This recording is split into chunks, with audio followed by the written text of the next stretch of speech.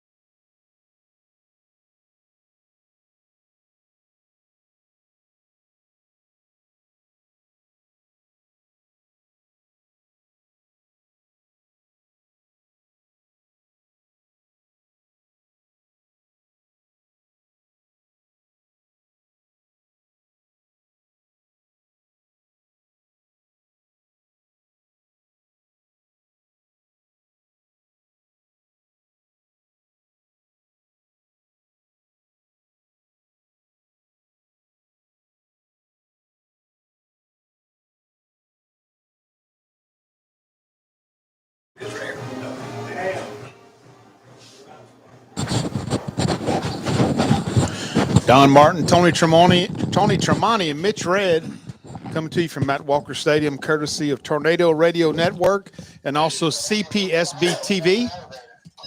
Was tuned in tonight. We've got almost a full crew here. Kyle Medier returns from sabbatical family leave for at least a game, and he's headed down to the sideline where he enjoys acting like he's an offensive lineman, even though he's not. And but Bruce Merchant is covering the game over at Acadiana, so we're only missing Bruce this week. But anyway, kind of back to a full throttle.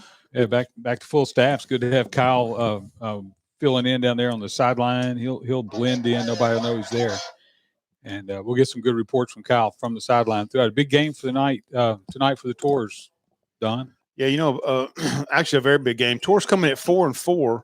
If I saw the latest one correctly, sporting a 22 power ranking in the state of Louisiana, and taking on what's always a very tough. We were just talking about the New Iberia Yellowjackets who are visiting this week, and they're winless on the season, but just talking about two of the games that really used to scare the.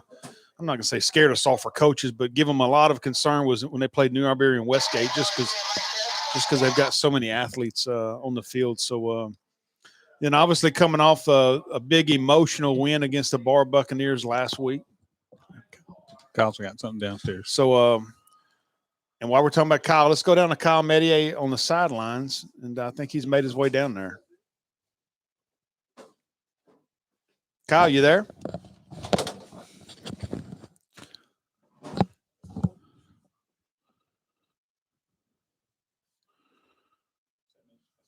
Yeah, I guess Kyle's not. I don't know. I don't know. That was a good night, though. Right down Sulphur Fab. Kyle, can you hear us?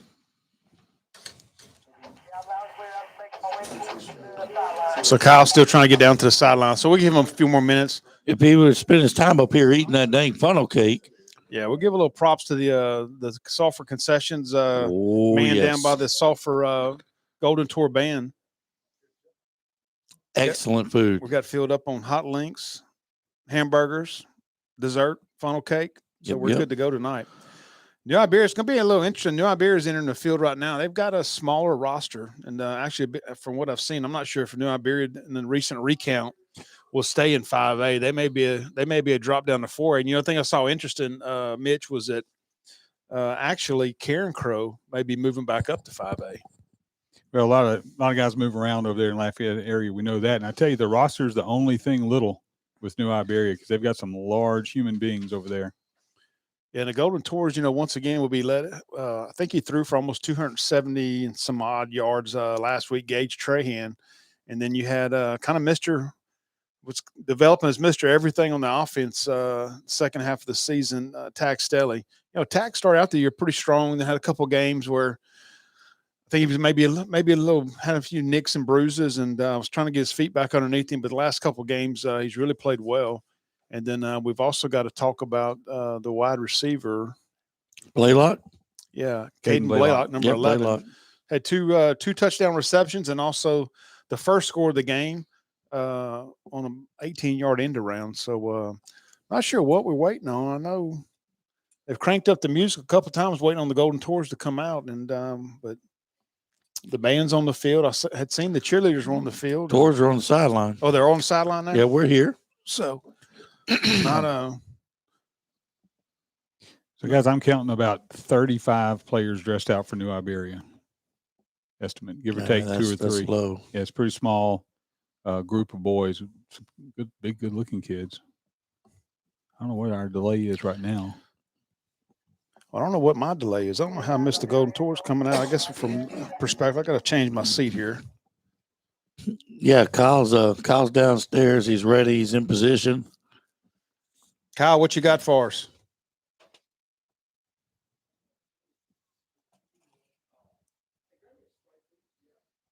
Kyle, get you some. Mic check, 1 2 1 2 down here on the sideline, and a brisk, cool evening in Matt Walker Memorial Stadium, getting geared up to go against the New Iberia Yellowjackets. 25. Kyle, stand up. I can't see you. Win out of ourselves after that win after Bar Buccaneers last week. Should be an awesome time, man. The kids look ready to go. About to kick this national anthem off and celebrate our great country. Back to you guys. Kyle, did you take a white helmet and run on the field?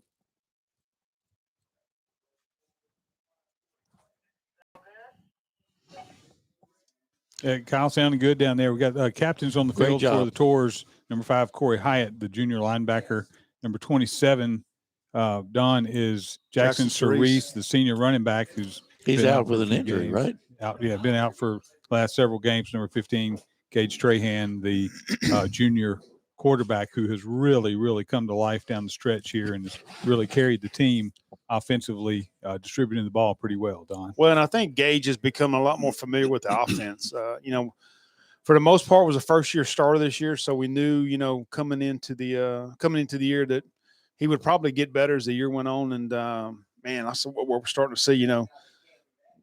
I guess not to brag a little bit, but Gage, outside of a couple drop passes and a couple penalties, Gage may have thrown for 400 yards last week at Barb. Very easy.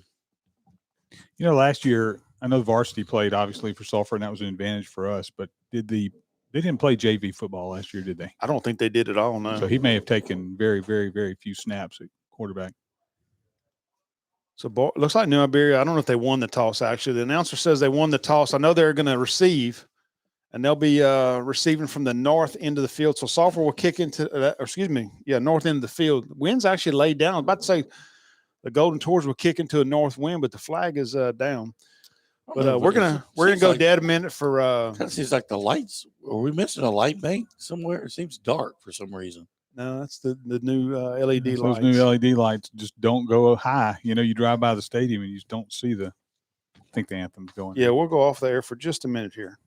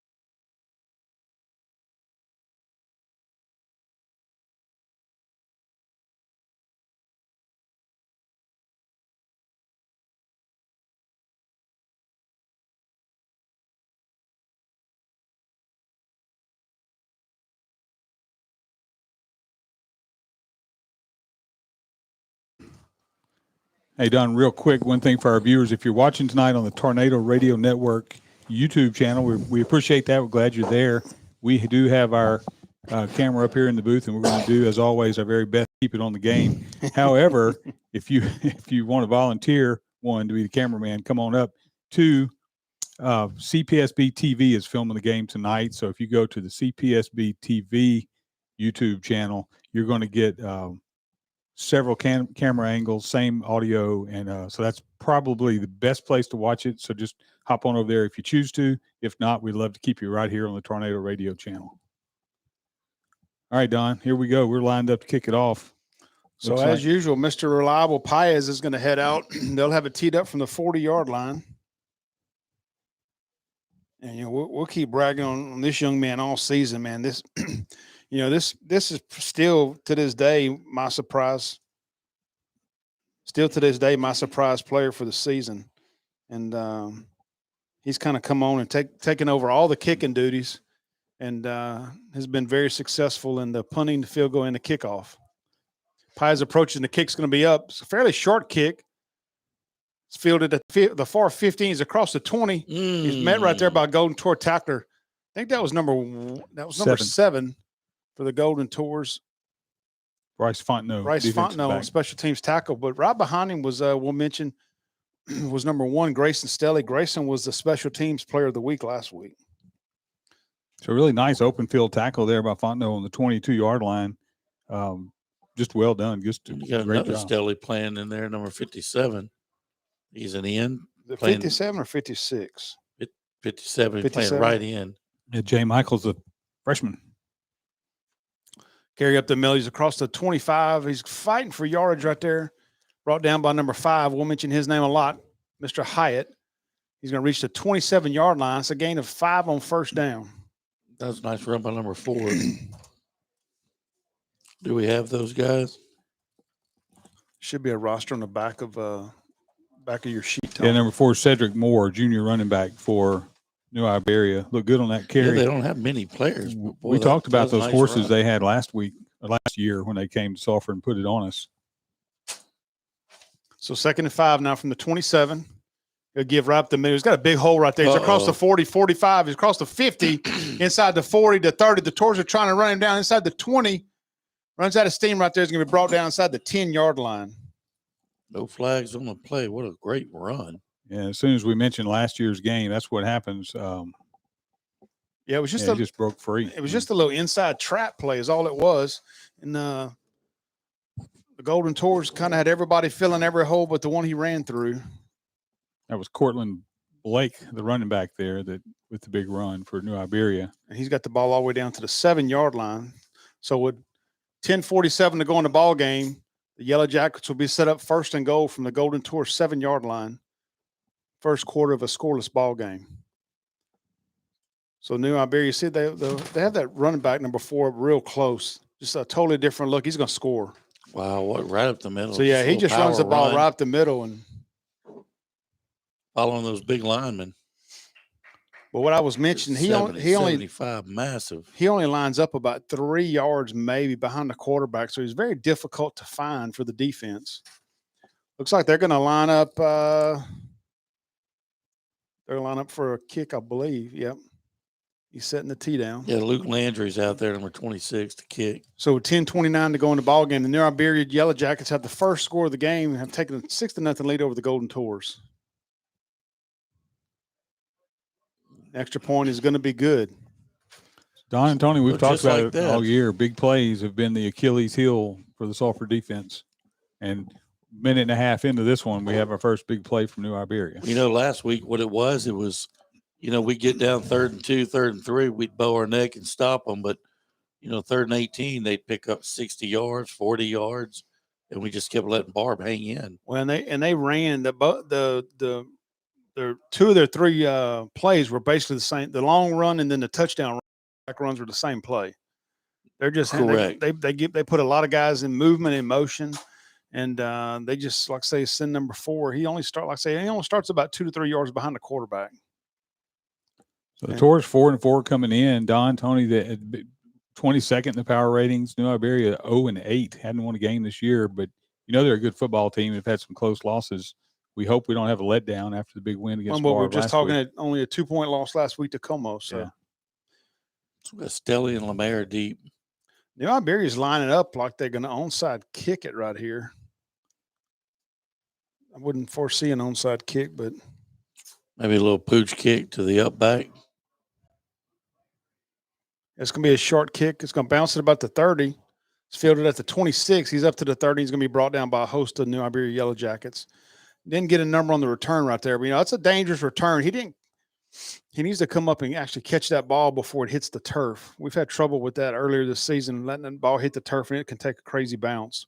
Of Dalton Bird, a junior. But the Golden Tours are going to be set up 1st and 10 now at their own 31-yard line. Pretty good starting position. This will be their first possession of the ball game.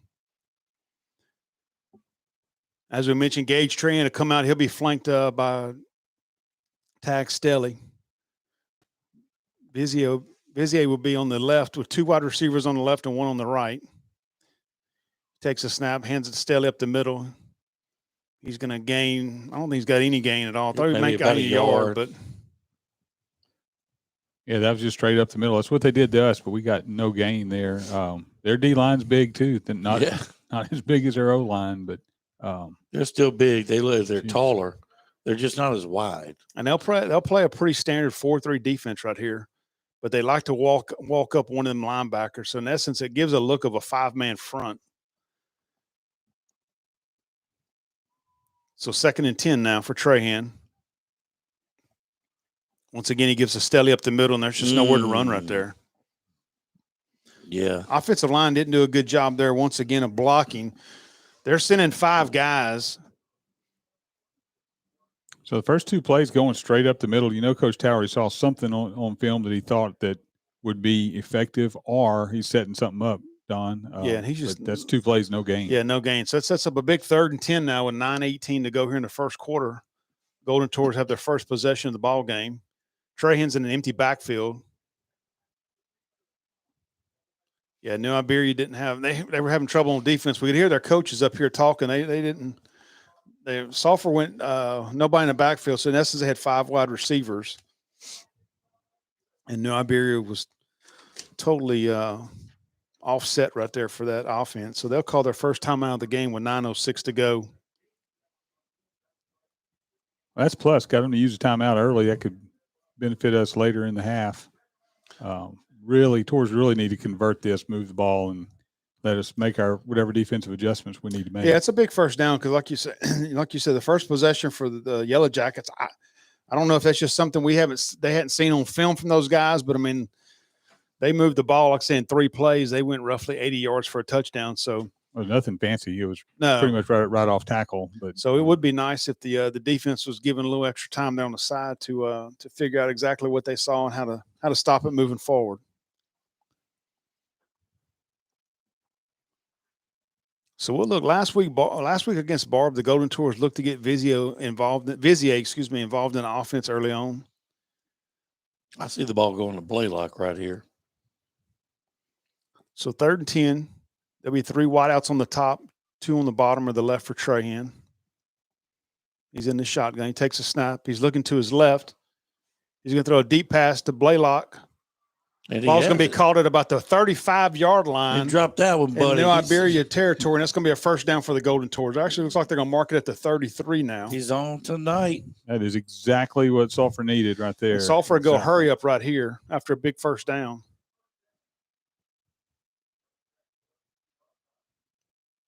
Trahan hits Another Blaylock catch. on a slant right there. Towery's looking to go fast once again. That's another first down for the Golden Tours at the 16-yard line. I can promise you, Towery's got a little package right here. He loves going fast after first downs. And they'll hand the ball off to Stelly. There's just nothing in the middle at all. I don't think there's no room in there. I think that's another no gain right there. So what we saw was after the big play, the pass to Blaylock, hurry up offense, fake that handoff into the slant, and then handed it off again. So mixing in a little he might fake pop of the one. handoff. He might pop one sooner or later. Well, and usually what they'll have right there, Mitch, is they've only got about 4 different plays they'll run off of that quick set. So yeah, and like you say, it's coming off the pass play. It makes sense to come back with the run play. 2nd and 10 now. Trahan bootlegs out to his right. Pass was intended right there. I think that's Hopkins out there. Number 82. 82. It's broken up. No, it's Ashton Alston, actually. It's going to be broken up for no gain. So it's going to be another big 3rd and 10 play for the Tours with 8:08 to go. Bruce Merchant and I did the game a few weeks ago at Southside and did not know that the new jerseys had come in, and guys had different jerseys all over the place. We were calling people's names we had never called before. Yeah, they came up and talked a little bit about that last week to us. You see Brady checking in the game. Stelly kind of limped off the field there after 2nd down. So the Golden Tours have 3rd and 10. He'll take the snap. He look over the middle of the field. He gets a lot of pressure right there. Just held on a little too long. Well, he went to throw the ball, and it looked like the receiver wasn't quite open enough for him, and that allowed an extra second or two for the defense to get on him. And on 4th down from the 16-yard line, looks like they'll send Paez out to attempt what should be a 33-yard field goal attempt. Call that a coverage sack. I mean, he had O-line did a good job. Gage did a good job of stepping up into the pocket and just didn't have anybody to get to. So Paez a kick from the left hash mark, so he'll need to push it a little bit to his right. Snaps there, kicks up. Boy, he got that. Looks like the kick's going to be good. He's got that. Yep. Look at that. So with 7:59 to go here in the first quarter, and Mitch, watch Mr. Paez, because last week after this, something similar to this happened. He come down and made the tackle. He was fired up. He hit that guy. But with 7:59 to go in the first quarter, the Tours have gotten onto the scoreboard as they currently trail the New Iberia Yellowjackets 7-3. I'm glad to hear that he made a tackle, but I don't know. As well as he's kicking, you might tell him to not be the first guy down. Well, thank God he made it last week, because that guy, he had the sideline for a while. Yeah, he had already last week. He had already he was the safety. Yeah. Hit a couple holes and made a couple tacklers miss. Folks, again, if you tuned in on Tornado Radio Network's YouTube channel, appreciate you being here. You can also catch the game on the CPSB TV YouTube channel as well. Paez kicks up. It's going to be a deeper kick this time. It's going to go into the end zone, looks like. Yep, it's going to go into the end zone. It's going to be a touchback. And New Iberia Yellowjackets will be set up at their 20-yard line. I wonder where old Kyle is down there. Kyle, what you hearing down there? Let's see if we can go to Kyle on the sidelines.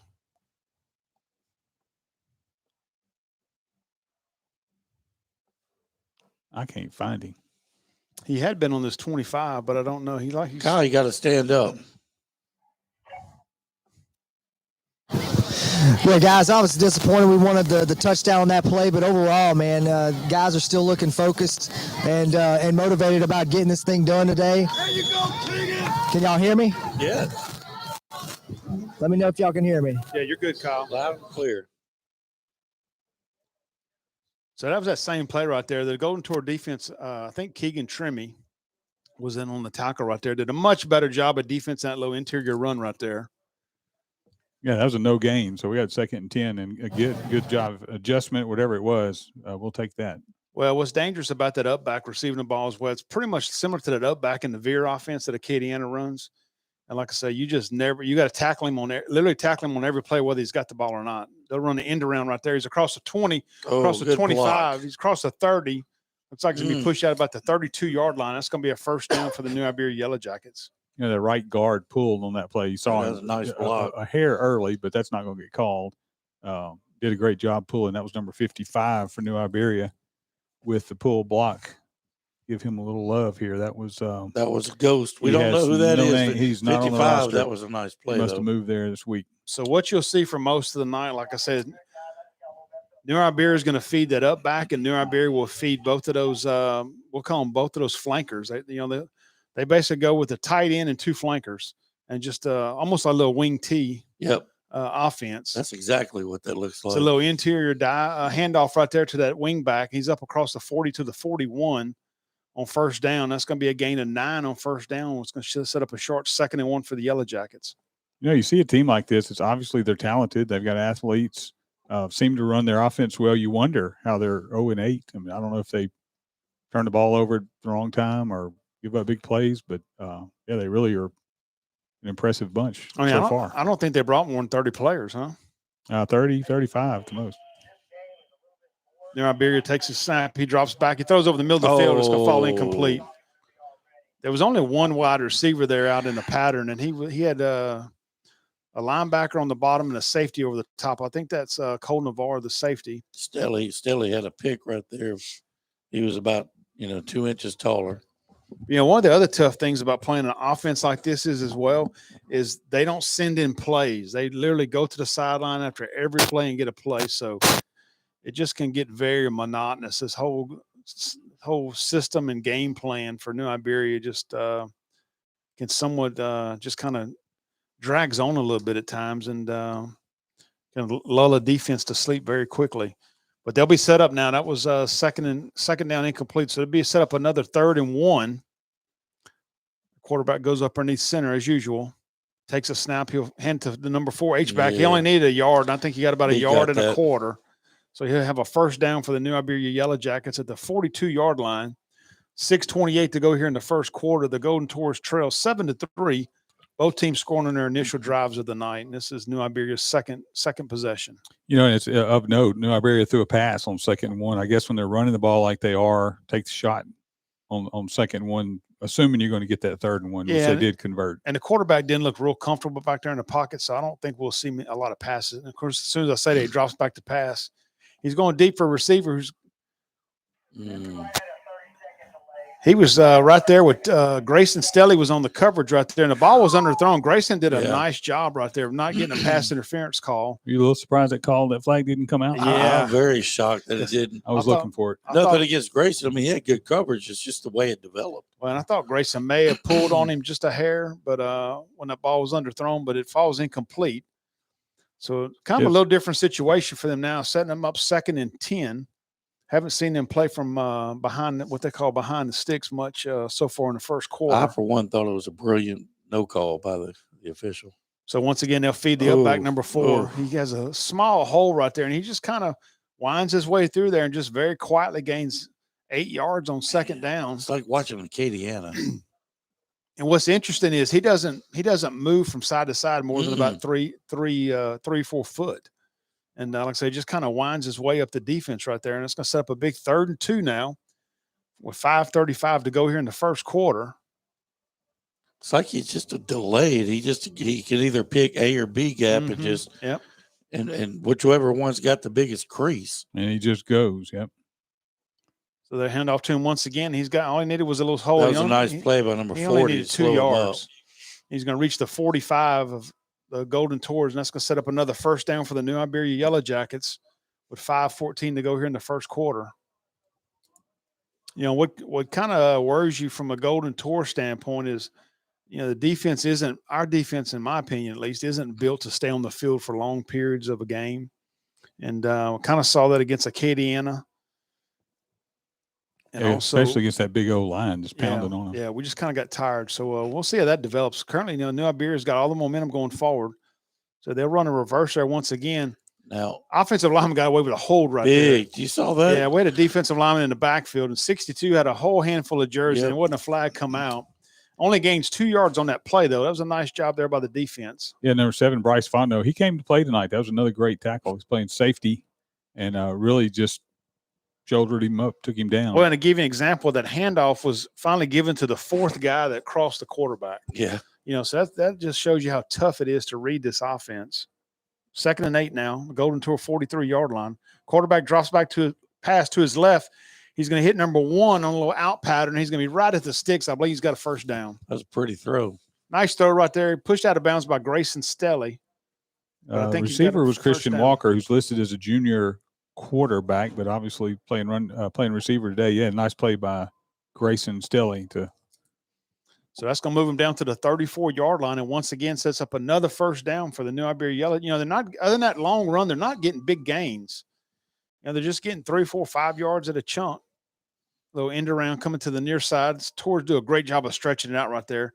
I see 47-4 in on the tackle for the Golden Tours. They just keep eating away at the clock, and they're picking up, 2, 3 yards, 5 yards, but they keep picking up first downs.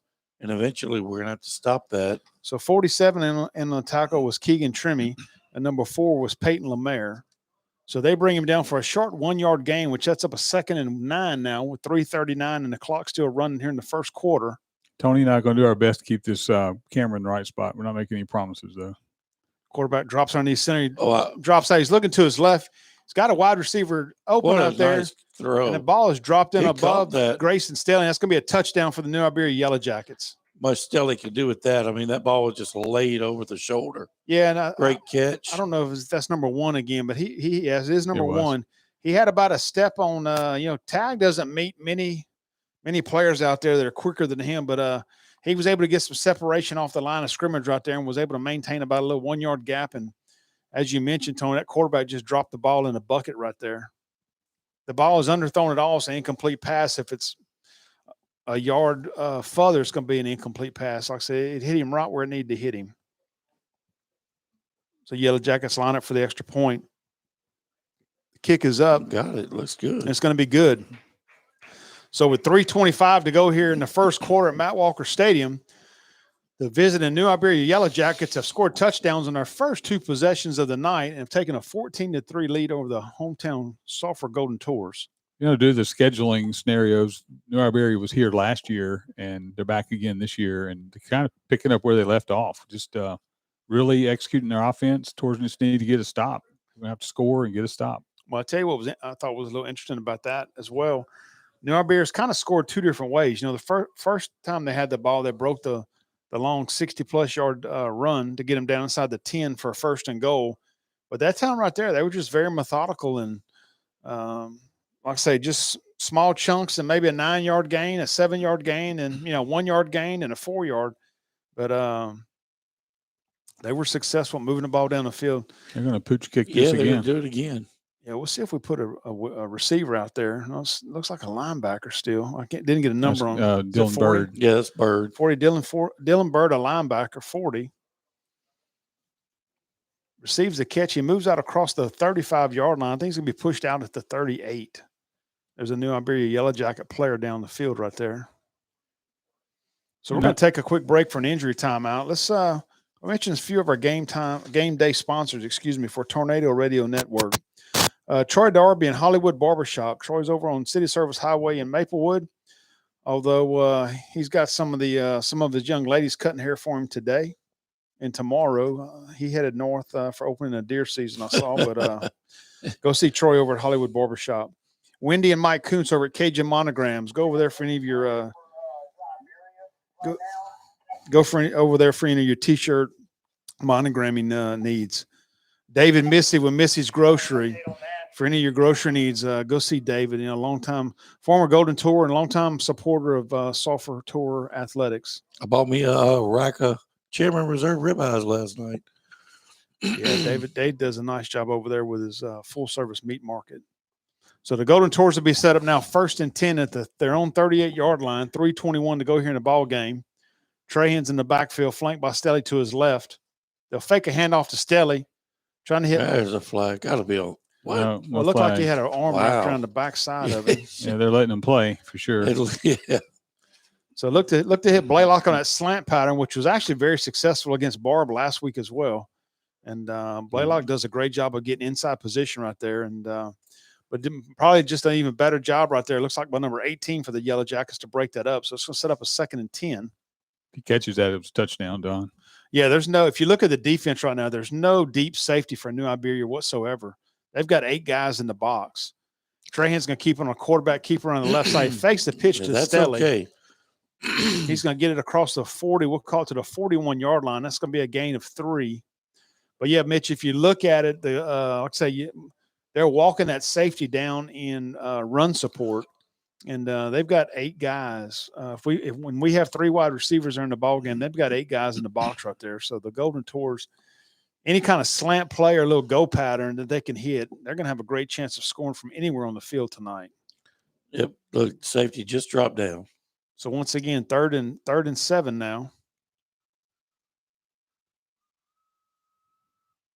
Trahan takes a snap. He's looking to his right, gets some pressure.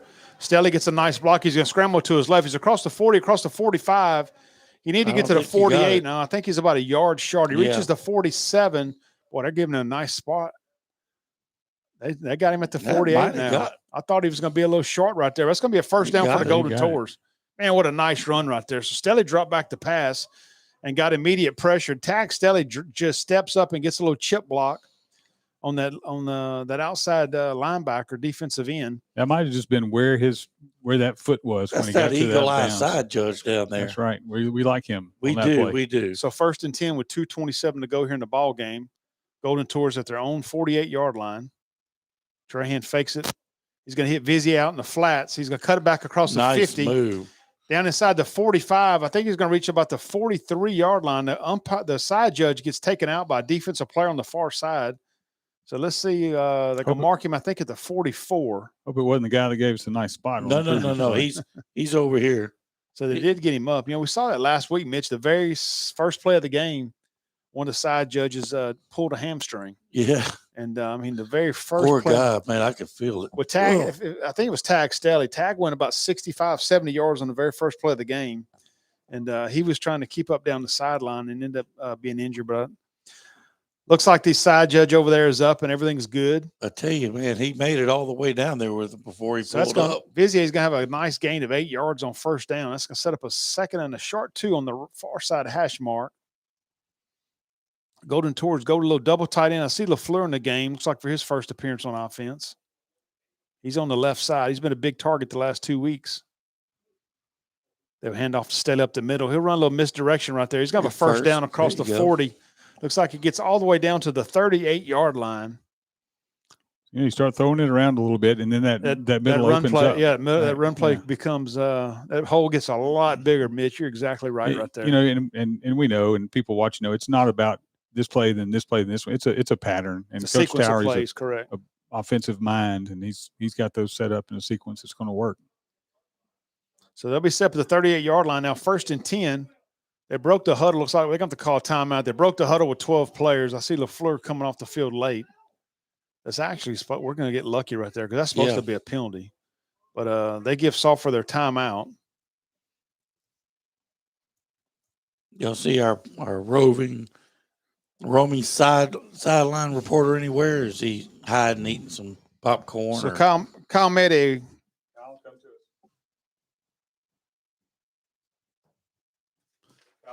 Put the popcorn down. He's got a little longer delay actually.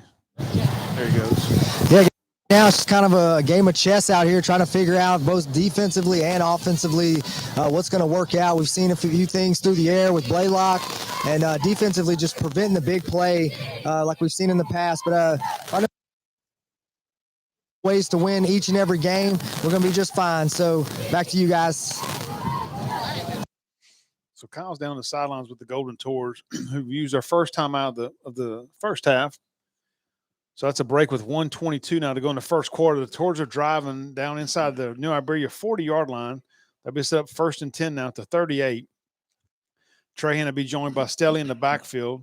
Hopkins is to his left. Vizier moves to his right. He'll take the snap. He'll fake, he gives it. It's going to be a reverse. He's across the 40, across the 35, inside the 30. He's going to be brought down up near, right? They're going to give him the 25-yard line. That's going to be another first down for the Golden Tours. Yeah, Blaylock thought he was going to be off to the races. The one guy for New Iberia stepped in, but Caden did a great job of kind of just cutting it inside and getting past him for a nice gain. And very nice gain. And actually, Trahan was out there in front of the run, but I think Trahan, he actually got a little too far out in front because there was no one there to block initially. He just got a little too far behind, and the defender was able to slip behind him to make a tackle. But nevertheless, it's a first down for the Golden Tours now. LaFleur and Vizier are in the game. They'll move from the left to the right and reset. Trahan takes a snap. He'll hand it Stelly up the middle. He makes a little stutter step. He's inside the 50, inside the 10, inside the 5. He's going to be brought down. I think he said they gave him a touchdown. Yeah, they gave him a touchdown. Man. We got a flag on the ground. Might be a face mask. That's going to be a face mask on them. It has to be, right? Yeah, I mean, that's right in the area where you had 2 or 3 guys. I don't think we had a lineman that far down the field, so I don't think it could be a holding. Yeah, personal foul, face mask. That actually will probably be assessed on the kickoff. So the touchdown is going to stand right there. Well, he's just a little bull, isn't he? That was sheer determination right there. Yeah, because when he got down to about the 6-yard line, I figured he was going to fall forward and with that first and goal, maybe at the 3 or the 4. But, Coach Tower is going to choose to take the penalty on the kickoff. So the Golden Tours will actually kick from the New Iberia 45-yard line. Not a play you see often. Paez gets his mark right there with 37 seconds to go here in the first quarter. Trahan's his holder. Snap is down. Kick is up, and the kick is good. So with 37 seconds to go, the Sulphur Tours have scored from outside the Chad Norwood Bayou Beds It's red a radio zone. broadcast. But they've scored from out there, and it's now They're gonna ask 14 you to a 10. question The New Iberia about how the game's Yellowjackets. going. It's a state broadcast. New radio. Iberia Yellowjackets currently lead the Sulphur Golden Tours. So we're going to try to answer someone here on the Facebook page. Just kind of bear with us.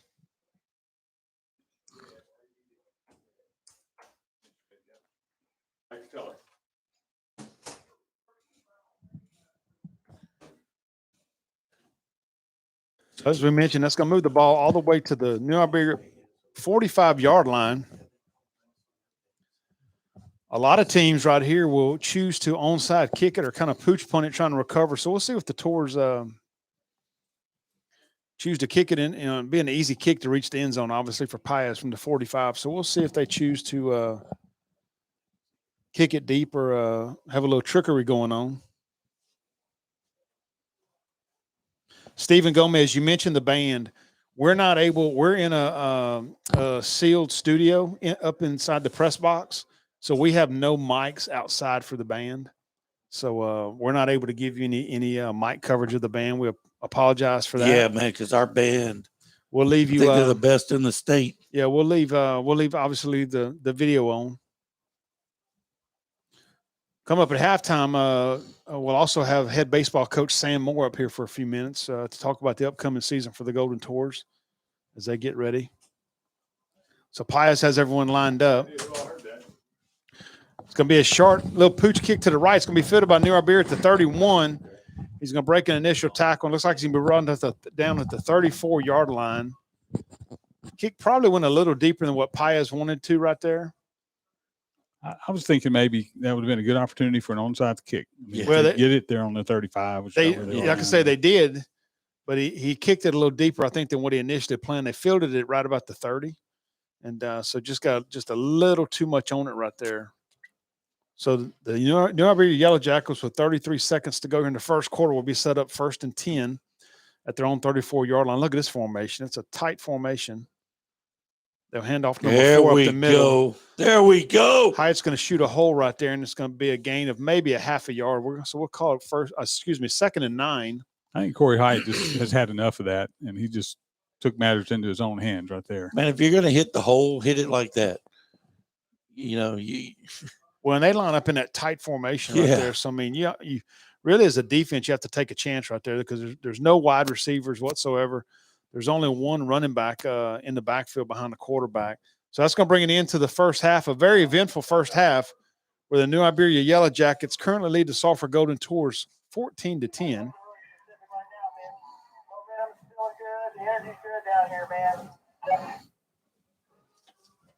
So let's mention some more of our Tornado Radio Network game day sponsors.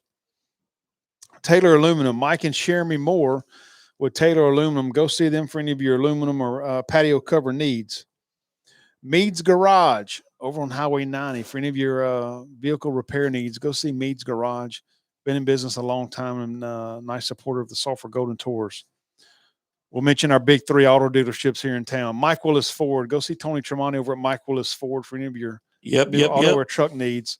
Also, the Navarre Auto Group, longtime supporter of the Tours as well. Offices, Chevrolet office on Beglis Parkway and the Dodge dealership on City Service Highway. And you can't forget about Charlie Wayne LaBeouf with All-Star GMC over on Highway 90. Charlie Wayne, a former Golden Tour as well. With their sister dealership, Autoplex right down the road. Yeah, Autoplex 2000 just down the road, correct. Got to go see Pookie, buddy. So the quarterback right there fakes a handoff. He carries it around the end. How many times has he been? He's been waiting on that, Don. Yeah. He's been handing it. And that's the guy that caught the touchdown pass a while ago. So he's moving all over the place. So he's moved around. Oh, they moved him in at quarterback on that play. He did for that play. So that's going to be a first down for the Yellowjackets, reaching the 46-yard line, 1st and 10. As we mentioned, the Yellowjackets currently lead 14-10. Tours really need to stop here on this possession. It's And gonna be a once great again, time. that real tight bunch formation. There'll be a little end around coming to the near side. He breaks an initial tackle, another tackle in the backfield. He's met by several Golden Tell you Tours what, at the but 50-yard He line. fell forward. He got hit around like a ping pong ball. Yeah, the Golden Tours had him wrapped up or somewhat wrapped up around the 47-yard line, just weren't able to bring him down, and they're going to give him a spot all the way to the 49. I don't know if y'all saw, but Keegan Trim almost took that handoff. He had a hand in there, just didn't quite able to wrap the guy up. That's a second straight play Trim has been in the backfield. You know, Trim had number 4 wrapped up on that little tailback or fullback dive on the previous play where the quarterback kept the ball. So that's going to set up now 2nd and 5.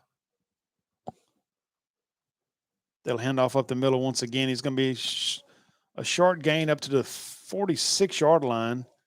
It's just probably going to be 2-down territory for New Iberia Yellowjackets. It's going to set up a 3rd and 2 from the Golden Tour 46-yard line with 10:26 to go here in the second quarter. You know, you feel like it's going to come down to who turns the ball over at the wrong time. Because it's who a actually shootout. can stop who. Somebody get a stop. Yeah. Yeah. I mean, that the fact that we had to kick a field goal could hurt in the end, but we'll see. 3rd and 2 now. One's back in at quarterback. He keeps the ball. There There's he no one on the goes. right side. He's across the 40, across the 30, inside the 20, inside the 10. Hyatt's going to make a tackle. They're going to give him a touchdown. Yeah. He reached out and got the pylon right there. Pylon. You know, we mentioned Trim in the backfield. Once again, Trim had him all wrapped up at a Cole Navarre is down. that's Trim down. Is that Trim? Mm-hmm. Yeah, defensive lineman.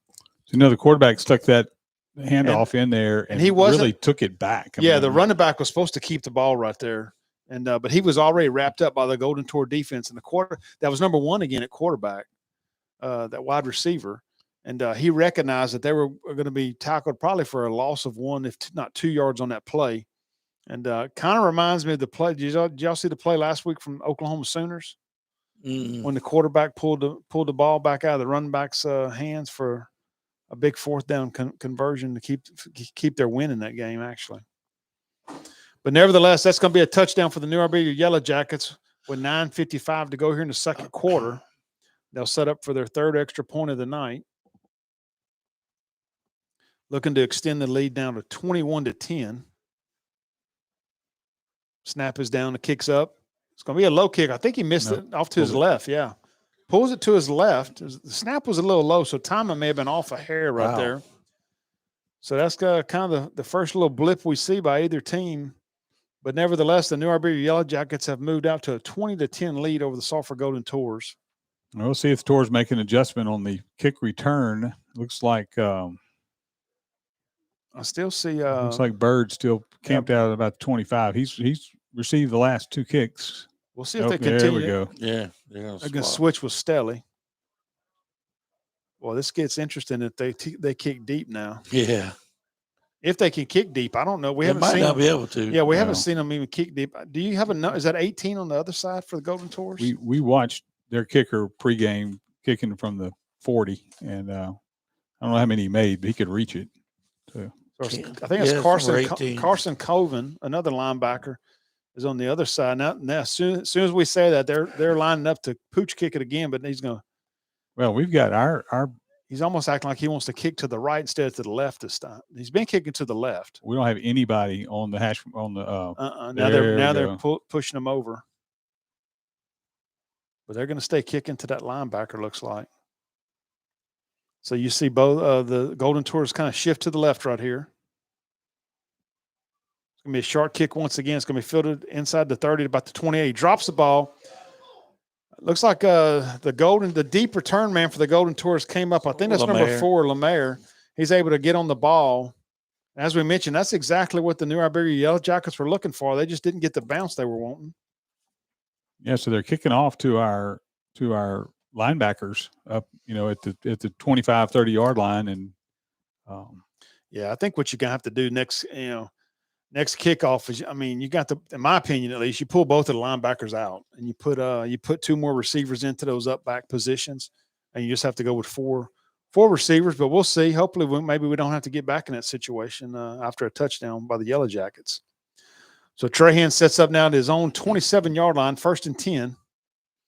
He'll fake the handoff to Staley. Throws a little inside screens Uh-oh. across the 35, across the That's- 40. He's got one to beat out there. He's across the 40. He's going to be brought down to the 35-yard line. Number 7 for the Yellowjackets was going to be the only man left to make that tackle. And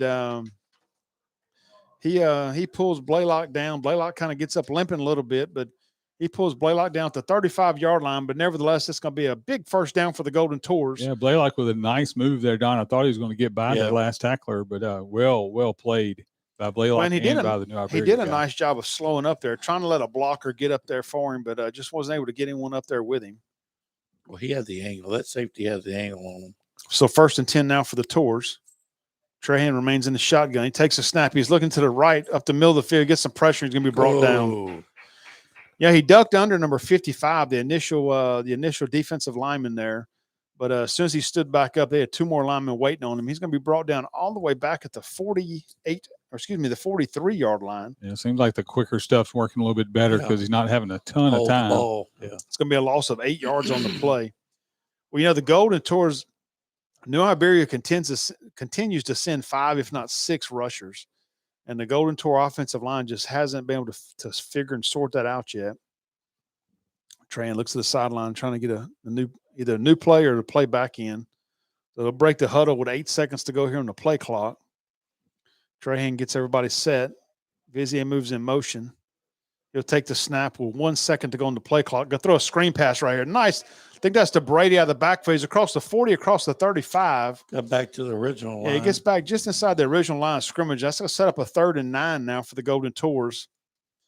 Nice looking screen pass play. That screen pass to the running backs is something I know a play that Coach Tyree loves to run, but quite frankly, the Golden Tours have struggled with that play call throughout the season. So it was nice to see him kind of get everything set up finally on that play right there. And makes 3rd down manageable. Nice gain of 9, yeah. Yeah, because you were looking, if they tackle that for a loss, then you're looking at 3rd and 15 or something. It's a big old cushion on Blaylock there. So Brady remains in the backfield. Tran takes a snap. He's going to throw to Brady, which nobody's on him. He's inside the 30, inside the 25, inside the 20. Oh, nice play. He's going to be pushed out about the 15-yard Nice play. line. That's a nice job by Trahan recognizing right away. No one went with Brady out of the backfield. And he goes about 5 yards and just literally turns around. There's no one's there with him from a defensive standpoint. And Trahan just dumps it down to him.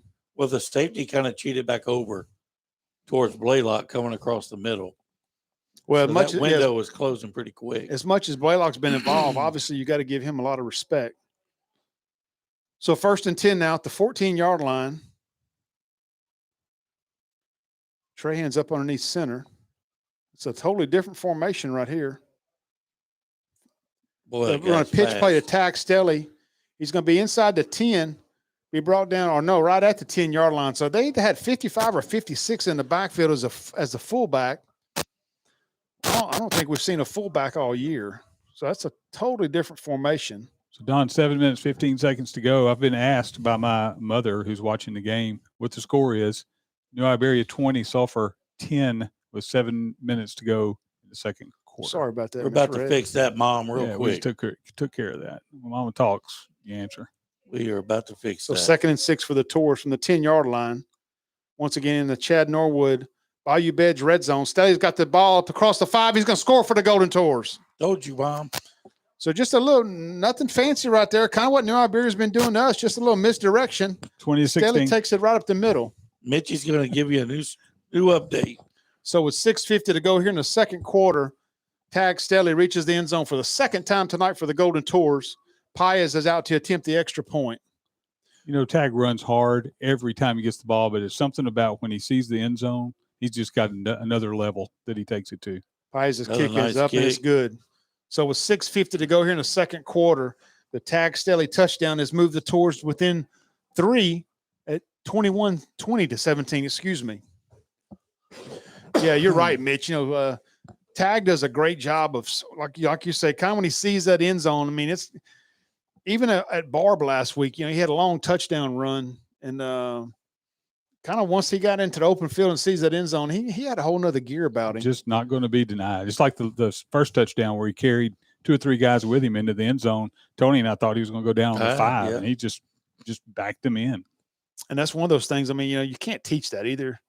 You know, either that player has that or doesn't have that. That's hard headed. It's like, no, you're not going to tackle me. I'm going to score. So up to that point, Tag was shut out, and he had other guys making plays. I think he got a little fed up with that. So Paez from the 40. His kick's going to be up. It's going to be a fairly deep kick. Nice. Looks like it's going to be into the end zone, which is going to be a dead ball. The New Iberia Yellowjackets will be set up at their own 20-yard line with 6:50 to go here.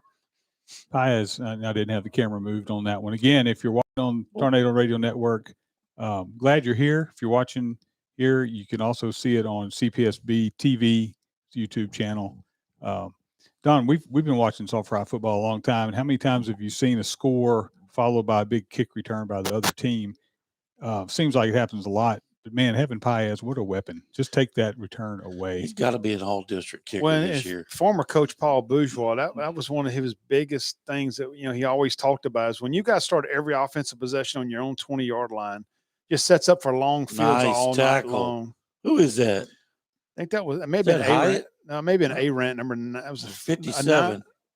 57. 57 is, we just called his name a little while ago, Michael Stelly. Another Stelly. Let me say it. Freshman J. Michael Stelly. Man, he just dropped that guy like a bad habit. We get any more Stellys, we won't even have to check the roster. We can just say, Stelly, all right, there's a pass from Stelly to Stelly and tackle made by Stelly. Austin Broussard, and he goes like that. Actually, I think the dream team is just Mitch Red. You didn't even have to put Martin and Tremonti on the end of that statement there on the computer. 2nd and 9 now for the Yellowjackets. They'll run a little end around to the near side. He's across the 20, breaks the tackle, but he's met by a couple nice tacklers pursuit right there. I see Grayson Stelly getting up. He reaches the 24-yard line. That was a good stop. Now they're going to give him the 25 now. So that's going to set up a big 3rd and 5.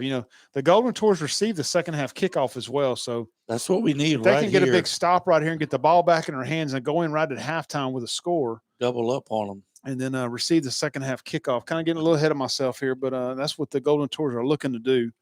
But got to get a big stop right here, though. 3rd and 5 now. I feel a stop right now. Not sure if this is a passing situation for New Iberia. They've been able to run the ball. Looks like they had a movement. That's a false start right there. Their right guard moved early. You're right. Early. That's first penalty on them tonight, I believe. Yes. And, that could be a thing that keeps them from winning games. Not been many. I think the only other penalty I saw was the face mask, right? So that's going to move it back to 2nd. Yeah, that's not. Yes, the Golden Tours are clean tonight. So that's going to set them up 3rd and 10 now from the 20-yard line. 5:28. The clock stopped with the penalty, but 5:28 to go here in the second quarter. So New Iberia will come out. They'll have one wide receiver on the top, but other than that, they'll just have a tight end, 2 H-backs, and the one he drops back to pass, looks to his right. He's got number 1 open. He's out there with Grayson Stelly. Grayson does a nice job right there. Wonderful matchup right there. That was beautiful. Grayson didn't overcommit right there, and he just kind of pushes him out of bounds for a short 3-yard gain. That's going to be the first punting situation of the night for the New Iberia Yellowjackets. Let's go down to Kyle Stelly. Kyle Medier on the sidelines. Jay, what's going on? Go ahead, Kyle. Go ahead, Kyle. Yeah, guys, just on the sideline talking to Coach McCain, and what the Tours really weren't trying to do right now is establish that run game. Obviously, we've got a very capable running back with Tag Stelly, and as you know, when he sees that blood, he's getting in that end zone. So what a vital weapon we have on offense, and I think we're going to continue to see the Tours try to establish the run game.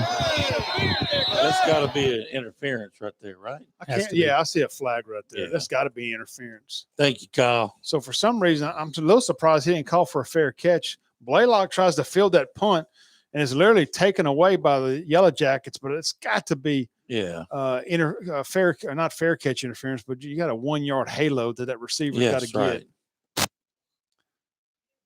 I don't know if there was contact or if contact matters, but he was in his grill. No, he literally just stood there, and as soon as Blaylock kind of bobbled the ball, as soon as the ball kind of pops up just a hair, Lemaire bobbled the ball, and when the ball pops up in the air, the defender just reaches and literally just pulls it from him.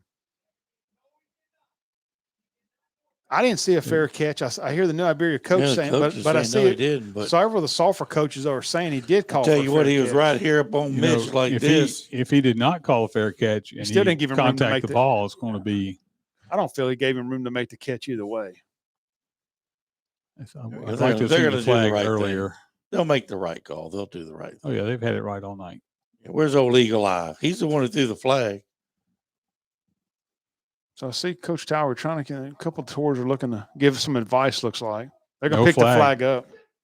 So that's going to be a turnover. That's going to be New Iberia Yellow Jacket ball Wow. on the 41-yard line of the Golden Tours with 4:57 to go here in the first half. Old Eagle Eye better watch it tonight.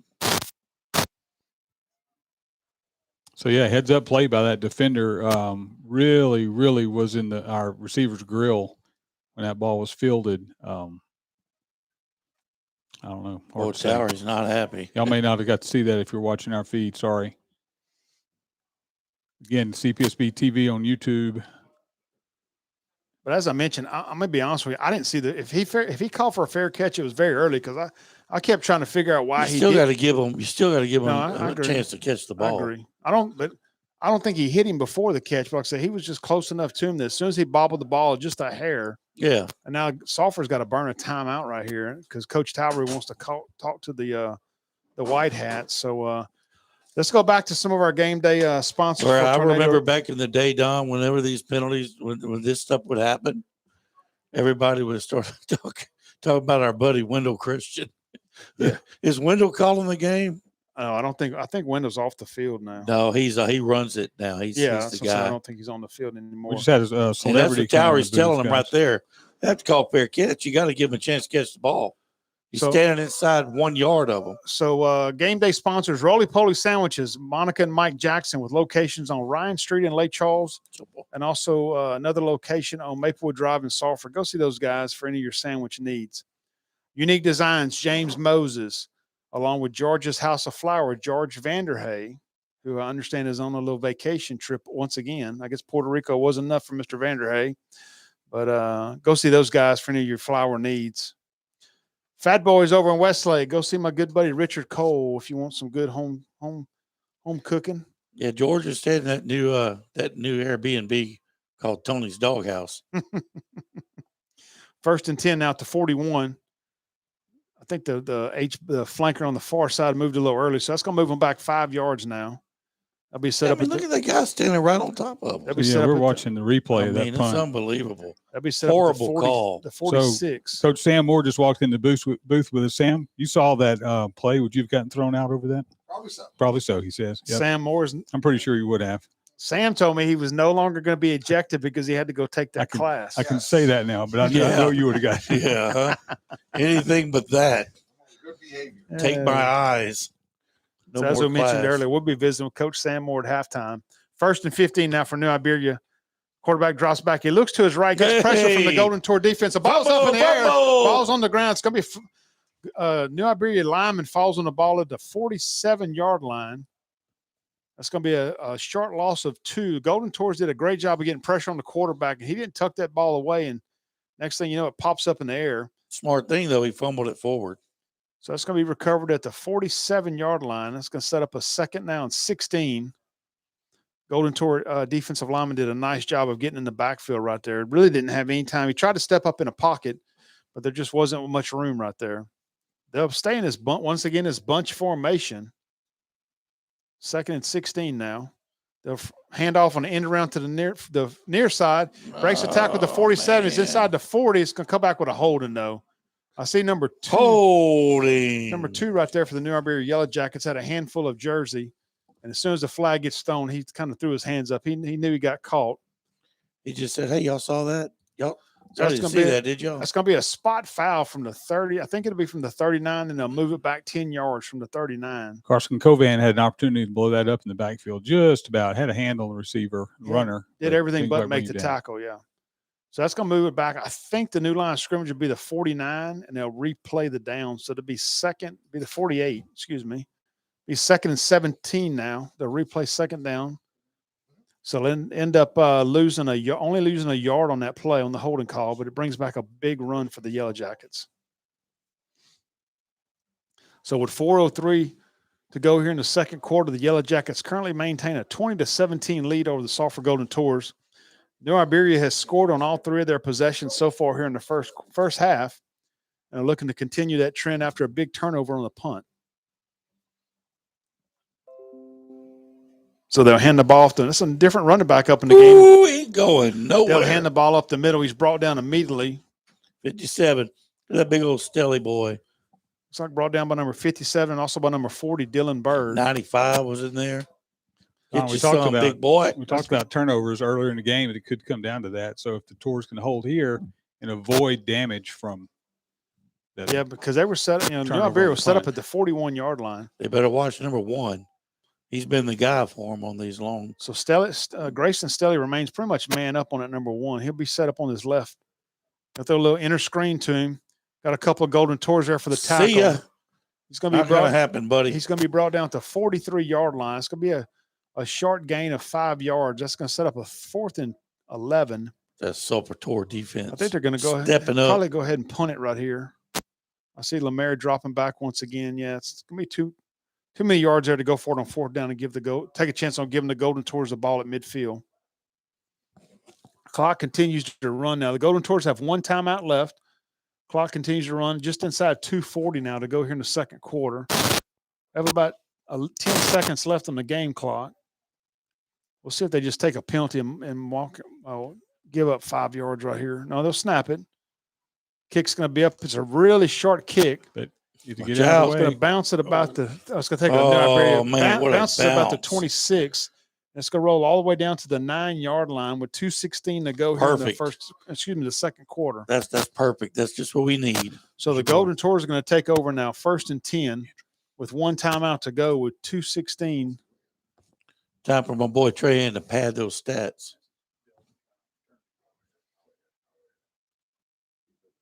So the Golden Tours will pretty much go into the 2-minute offense right away. Look at that down there. Look at those two. Pat Rapp. Who's that with Pat down there? So Trahan will be in the backfield. He'll have 2 wideouts to his left. He'll have a tight end and another tight end in the H-back position off to his left as well. Be a power formation left. Stelly's in the backfield. Vizier comes across in motion now. They'll hand off to Stelly up the middle. He's across the 10. Nice job. Across the 15. He breaks a tackle. He's across the 20. He's going to be pushed out of bounds at the 26-yard line. That's going to be a 1st down for the Golden Tours and also stops the clock now with 2:09 to go. Everybody in the stadium knew Stelly was going to get the ball. Maybe not where, but great job by Yes, him. Stelly did a nice job right there. Of letting his hole open up. He didn't hit it real hard, real fast, but let it open up. And once it opened up, he kind of put it in to that next gear and, like I say, gets across the 25 to the 26. I mean, that's important. You got to let the hole open up before you go anywhere. So Trahan fakes a handoff to his left, throws There the we inner screen go. again. He's across That's the what 30. we He's got a needed right blocker with him there. this time. He's across the 50. He's across the 40. He's Keep across going, the 30. buddy. He's going to Nice be pushed out job. about the 25-yard line. No flags. He had 2 blockers with him, but he just couldn't afford to wait on those blockers. Told you, my boy Trahan's going to light it up. Nice job right there by the New Iberia defensive back, though, to just kind of give him some room and just kind of work his way down the field till he's finally able to push him out of bounds at the 25-yard line now with 1:59 to go here in the second quarter. Golden Tours looking to tighten things up, currently trailing 20-17. They are working still with one timeout to go. They're just giving us that play. That's the 3rd time we've run it. Yeah. So they'll have two wide receivers in. They'll hand the ball off to Stelly. He's across the 25, across the 20. He's coming to the near side, across There the you go, 15, Stelly. across the 10. Then he's going to be pushed out of bounds inside the 10-yard line. They're going to mark him at the 7. Stelly's Flag- not got no flag time down. for that. So the Golden Tours will be set up 1st and goal at the 7-yard line. Donnie got his flag at the 19. Looks like There's a we're- flag on the play. And I see the Golden Tours coming back. So I think we're going to have a holding Oh, call. man. Eagle Eyes killing me. Eagle Eye was doing so good in the first I quarter. know. He will not be getting that jambalaya recipe. So it looks after like the it's going to be game. holding. That's going to move the ball all the way back now to He's the out. 29-yard line. Tours need to reach the 15 for a 1st down. So it'll be 1st and 14 now, 1:52 to go. Tours have 1 timeout left to work with. Let's hit Blaylock. What do y'all think? Tours have that power formation once again to your left. Oh, look how wide open the center is. They'll give the ball up the middle to Stelly. He's across the 30. Looks like he's going to be brought down about the 27-yard line. New Iberia did a much better job right there defending that run play than what they have been doing. So let's go set up now. 2nd and 12. We're inside the 90-second mark. Trahan gets his play from the sidelines. Clock continues to run down to 1:17 to go. Yeah, really no reason to be in a hurry, Don. Just No, you still have your one timeout, and first down stops the clock as well. Trahan takes the snap. He'll fake the half. same play. Yeah, just a little pitch and catch out here. They did a nice job right The there. problem is Number there's 8, no blockers to come inside of. number 18 does a nice job right there, and I think they're going to use their last timeout of the first half. No, clock continues to run now. 48 seconds to go. It's going to be 3rd and 11. Haven't seen Vizier involved here in the ball game whatsoever. He's a big target for the Sulphur Golden Tours. He sets up as a slot receiver on the top. Now the Tours are going to finally, that's a little surprising. Now the Tours finally use a timeout. They let 20, 25 seconds run. Oh, no, New Iberia's going to use a timeout. So that's going to be New Iberia's second charge timeout with 32 seconds to go. They wanted to come out and see exactly how the Tours lined up on offense before using that timeout. But as I mentioned, Vizier was in the slot right there. I really like to see the Tours try to utilize Vizier toward the middle of the field right here. So guys, coming up at halftime on the Tornado Radio Network feed will be an exclusive interview with Sulphur High baseball coach Sam Moore. He's in the booth with us right now, getting warmed up, giving us some material. And we're looking forward to hearing from him on the Tornado Radio feed. CPSB feed will have the halftime performance by the Sulphur High. At the end of the game, Tornado marching after the band. game, he'll have a table set up out front signing autographs. He has some headshots with him. That's a nice picture, Coach. So the two teams are re-entering the field right here. Like I said, we mentioned, let's reset everything. So with 32 seconds to go, Golden Tours are set up 3rd and 11 from their New Iberia 26-yard line. Tours do have one timeout remaining. New Iberia has a timeout remaining as well. Trahan's in the shotgun. He'll have Staley off to his right. He'll have 2 receivers to his right, 2 to his left. He'll fake a handoff. He looks back to his right. Ball's tipped by a New Iberia Yellow Jacket, falls incomplete. So it is going to stop the clock now with 28 seconds to go. I think they're a little bit now. They're going to send the field goal team out. We'll check old Paez out. So from the 26-yard line, that's going to be a 43-yard field goal attempt. Ooh. I think Paez is long for the season so far. I believe, if I remember correctly, was 42. What the man's got here. So there's no wind pretty much right now in the stadium. What little wind he has is from the north. He'll be from the right hash mark here. It's down. The kick is up. Oh, yeah, we're gonna get. They hit our center though. After the center snapped the ball, they wiped him out. That's gonna be a 50. That's a 15-yard penalty and automatic first down. That's nice. a critical mistake by New Iberia. Nice. So the Tours are gonna get the ball half the distance to the goal from the 26. So that'll be set up first and 10 from the 13-yard line with 23 seconds to go here, and with still one timeout remaining. Man, coach in the next booth is really happy about these New Iberia. about that call. He said my guy did a great job. He just fell onto the center. Well, if you're watching the trip, if you happen to watch the replay, you'll see the center immediately go. He immediately gets pancaked there, about 3 yards off the ball, and kind of the old cockroach position with nothing but arms and legs sticking up. So no timeouts here, Don, I believe? No, I believe we have one time. New Iberia used a timeout a while ago. All right, good. We have 23 seconds to go. Tours down. And actually New Iberia had a personnel situation, and they have to burn their last time out of the first half, which with 23 seconds, that's not that critical for them. Well, I really need to capitalize here. This is huge.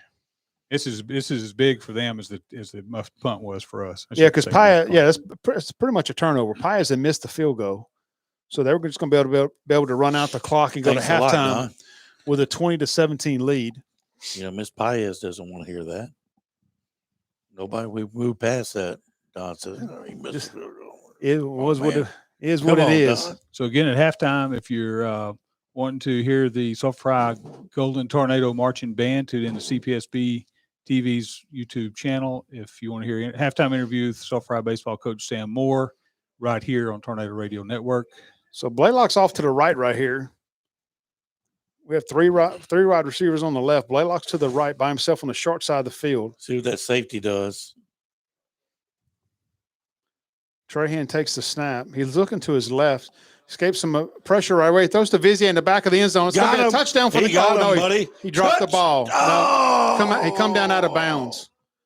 Comes down out of bounds, but also the safety does a great job. Yeah, I don't think he ever totally had the ball, and he knocked it out of his hands. But he was going to have a touchdown, I believe, right there.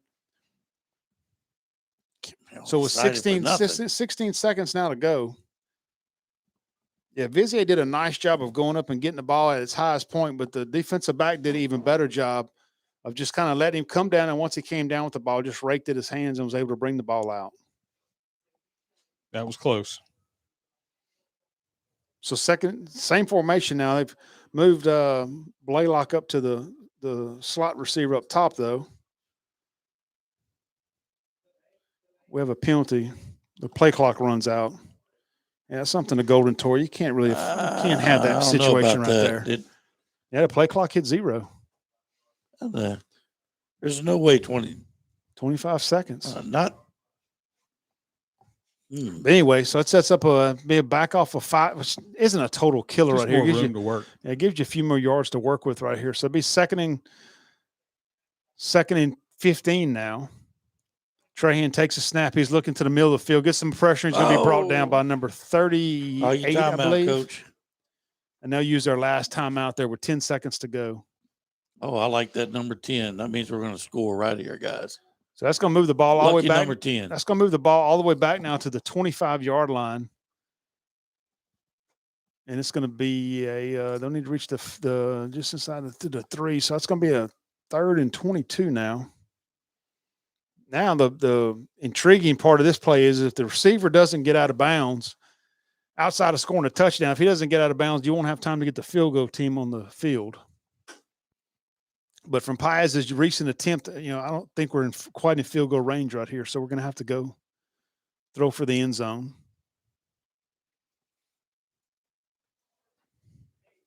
I see LaFleur checks into the game. Now, one of the plays they like to run off of this is they'll load the field to the left side, and LaFleur kind of just get lost on the right side, kind of just going toward the end zone marker. They've had success with that play the last 2 weeks. Brady back there maybe to help block a little bit. So he takes a snap. They'll play action. Now, it looks like he's going to take a short gain, looking to set up his field goal. So Stelly's pushed out of bounds. Looks like at about the 23. Damn, we saw that. That was VJ, number 2. Oh, number 2, Vizier. That should be a 15-yard penalty right there. So it sets him up at the 22-yard line. So he'll put his marker down at the 29. So it'll be a 39-yard field goal attempt for Paez with 5 seconds to go. He's got this one. It's a lock. Golden Tours currently trail 20-17. Both teams are out of timeouts. Snap is there. Trahan gets the hold down. The kick's going to be up. Solid plenty of leg kick. on it. The kick's going to be good. So with no time left on the clock, Paez How ties you up. like me now? It's been a very eventful first half. The Golden Tours and the new Iberia Great job, Mr. Yellowjackets Paez. will go into halftime with a 20-20 score. The Golden Tours will come out and take the second half kickoff. I'll take about 30 seconds here to get a quick sip of water, Mike Willis halftime. and we'll be back on the air with Coach Sam Moore.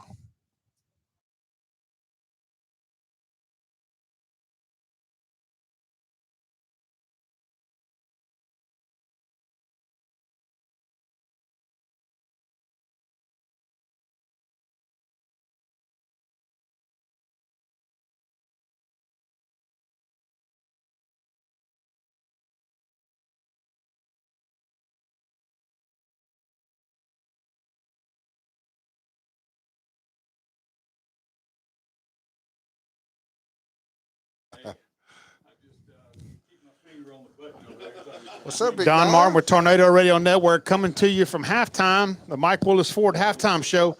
Coach Sam Moore from the Golden Tour baseball team trying to kind of get everybody reset right here. Getting the headphones back on. I've got a sip of water. We have Kyle Meddy. I don't know what he's Can you somebody tell Let's see Kyle what we we got got, Coach Kyle. Sam Moore? He Where's doesn't realize Kyle? he's down the sidelines. Don't Kyle, what you you got lean for too us? far back with that headset. Yes, sir. So I like taking orders. I feel like I'm at home. man, we're the I'm not going to get in. I'm not touching that one. So Coach Sam Moore, you're our first. We haven't kind of lost track with our halftime guests this year, so we haven't been able to do it, and just kind of seems to be a crazy year, busy year. But so I mean, obviously, let's just start out. What you got going on with baseball right now? Man, we got our competition teams going on where we compete for points, just trying to get them into a mindset that, it's about a winning, tradition, but more importantly, it's about teamwork and carrying your teammates. And well, I tell you what, our kids are doing a great job with it. We compete during the week, but we call it competition Fridays. We come out at 5:00 in the morning and we take them different places. We've been to the swimming pool. We've been to the sand pits. We've been to CrossFit. Yeah, I saw they were CrossFit last Friday, right? Right. Yeah. We went to the basketball courts today, and I told Coach Coleman that he's not missing any players. We don't have none on the baseball team that can help him. The nets are safe, and so everything's good. So if Coach Coleman tells me he's upset because his basketball players are playing baseball, that's not true. Oh no, not at all. We don't have none in our off season. Yeah, they're so probably on the football field. Let's talk a little bit about that. You mentioned in the off season, but for our non-baseball fans or haven't had kids kind of go through the program, I mean, what's the off season kind of look like? I mean, let's go back to the start of school year. Kind of, what happens with the baseball program? We've got it kind of structured now, really in a good way. They play so much baseball, and so when we get back to school in August, we don't touch a baseball. We take it away from them. We take it away in August and September, and we hit the weight room hard. 3-4 days a week. We put our running program in, and we do that through August and September. In October, we're still lifting and we're still in our off season, but we start doing baseball in October. Now, once we start in October, we're going to run that all the way to the season. And that's what they call the 3x1. What do they call it? There's 4-on-1s. 4-on-1s. Right. And so we're in 4-on-1s right now, and we're setting up for the dog series coming up in November, where we have our 2-week evaluation period. That'll be right after Thanksgiving. But, right now we're just trying to get them in the right mindset. They're really working hard. We have 27 kids in our off season, and I was talking to Mr. Red a while ago. We have a lot of guys playing football, and Mitch Red, and we have a lot of guys in the football program, which I like to see. We have 20-something people playing football, still some of our athletes playing football. So we'll get those guys hopefully late, and they make a good playoff run. So we're really, really excited right now. So let's talk also about have we had any coaching additions? Yeah, we have one this of our season? football coaches. We brought over Jacob Underhill from Port Neches. I got to coach him when he was 9 and 10 years old, and we got him from Texas to come over, and he's going to fill the role as a catching coach and one of our JV coaches, and we're really excited about having Jacob. He's a good young coach that we need, and I'm going to assume the pitching coaching responsibilities. So we'll be in good hands, hopefully. And then I'm talking about with Coach Underhill. I don't know about Coach Moore. And then you kind of got your old stalwarts there, Coach Lloyd and Coach Smith Lloyd, and Coach Smith, and we got Coach Anderson still. Yep. And so we kept everything intact there. And so, like I said, very, very promising. I think also listeners may not realize, they think when the season gets on, man, it's time to, baseball, especially baseball, and even probably all the sports now, in my opinion, maybe the more critical time of the 12 months of the year is not the season anymore as much as it is the off season. Oh, it's definitely the off season. Because I think we've just learned so much over the years in the training part of it and the conditioning part of it, and really once the season starts, a lot of the hard work, in my opinion, is kind of behind you. But I mean, the training techniques that are utilized nowadays, the off season, is the very critical part of the year for you. Well, like I told them today, I kind of went back to my old roots because I raised 2 girls and a boy, but we talked about today that all this is kind of dress rehearsal, and you're getting ready for the season, and that's the recital part of it, where the mom and dads get to come out and watch you play, and things should just take place when it comes to game time. But the off season is nuts and bolts, and that's where all the hard work is. And if you put your time in there, and it's a bigger, faster, stronger game now. And you go to these showcases, and what these kids do, and the first thing they're going to do is you're going to run a 60-yard dash, and they're going to see how fast you are, and then you're going to throw and see how fast you throw. So it's a quick game. It's strength plays a lot. They want to see you hit the ball out of the ballpark. That's what the scouts are looking for. And so to win baseball games, that you have to be bigger, faster, stronger than your competition. And I feel like that we're doing a good job of that. And the kids are putting the work in, and we'll see what happens. So let's talk about also. I know, Mitch, I'm going to ask one more question. I know Mitch has got a very analytical question for you, Coach. But let's talk about some of the returning players. And I mean, let's give some props to some of the kids, or for more of the casual fans. I mean, who are some names, or who are some players for them to look toward or look forward to this upcoming season? Well, we've got. We'll start off. We got 3 or 4. We got 4 seniors this year, and all going to contribute to our ball club. Brendan Babineau is a returning pitcher, outfielder. Damon Stone is our starting center fielder. Vinny Collins. Damon started in center field. He'll be a 2-year starter. Yeah. And Vinny Collins is a pitcher, and then Ronnie Tony he was one of our catchers, and so those guys are our seniors, and they provide a lot of senior leadership for us. And of course, our strong junior class that we have, that's we're 15, 16 deep in the junior class with great talent right there. And we get Jake Brown back this year pitching. That's going to help us, LSU signee.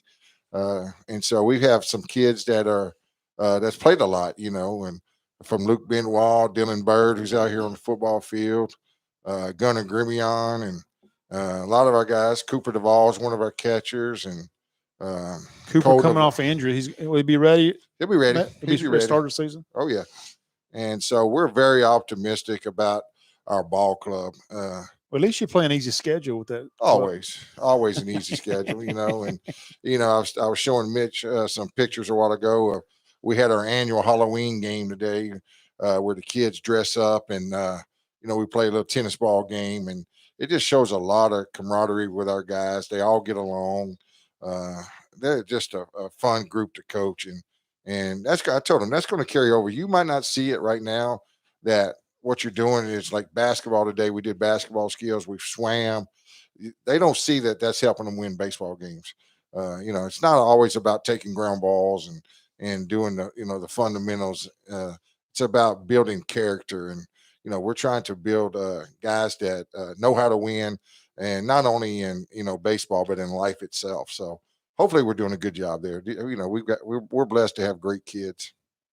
So listen, you talk about great kids. I mean, I saw the name's going to escape me now. The pitcher drafted out of UL last year, throwing in the minor league, Connor Cook. You've got also got the lefty. Will's at the Dion. field. Will and Connor's been around.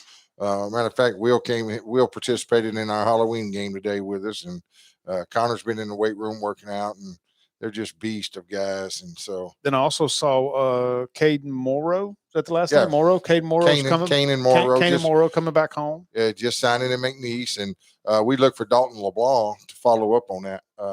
McNeese is really interested in Dalton LeBlanc. He's still at the JUCO level, though. He's still with Paris, but we look for him to sign as well. And so it says a lot about the product that Sulphur puts. But then you've got Gage Trahan that's on the football field for going to McNeese. Yeah. We failed to mention Gage a while ago as a returning starter, and we have 7 or 8 returning starters coming back. So we're real optimistic about the future. Well, that one of the things I told Coach Towery the other day, talking about the football team, though, I said, you're looking to, obviously you want to win games, but I mean, at the same time, you want to build a program, and you want, kind of as you mentioned, I'll take it a step further. You're wanting to instill stuff in these kids today that, they're going to take with them into their lives, into their families, and, into much more things other than just a baseball game. Yeah.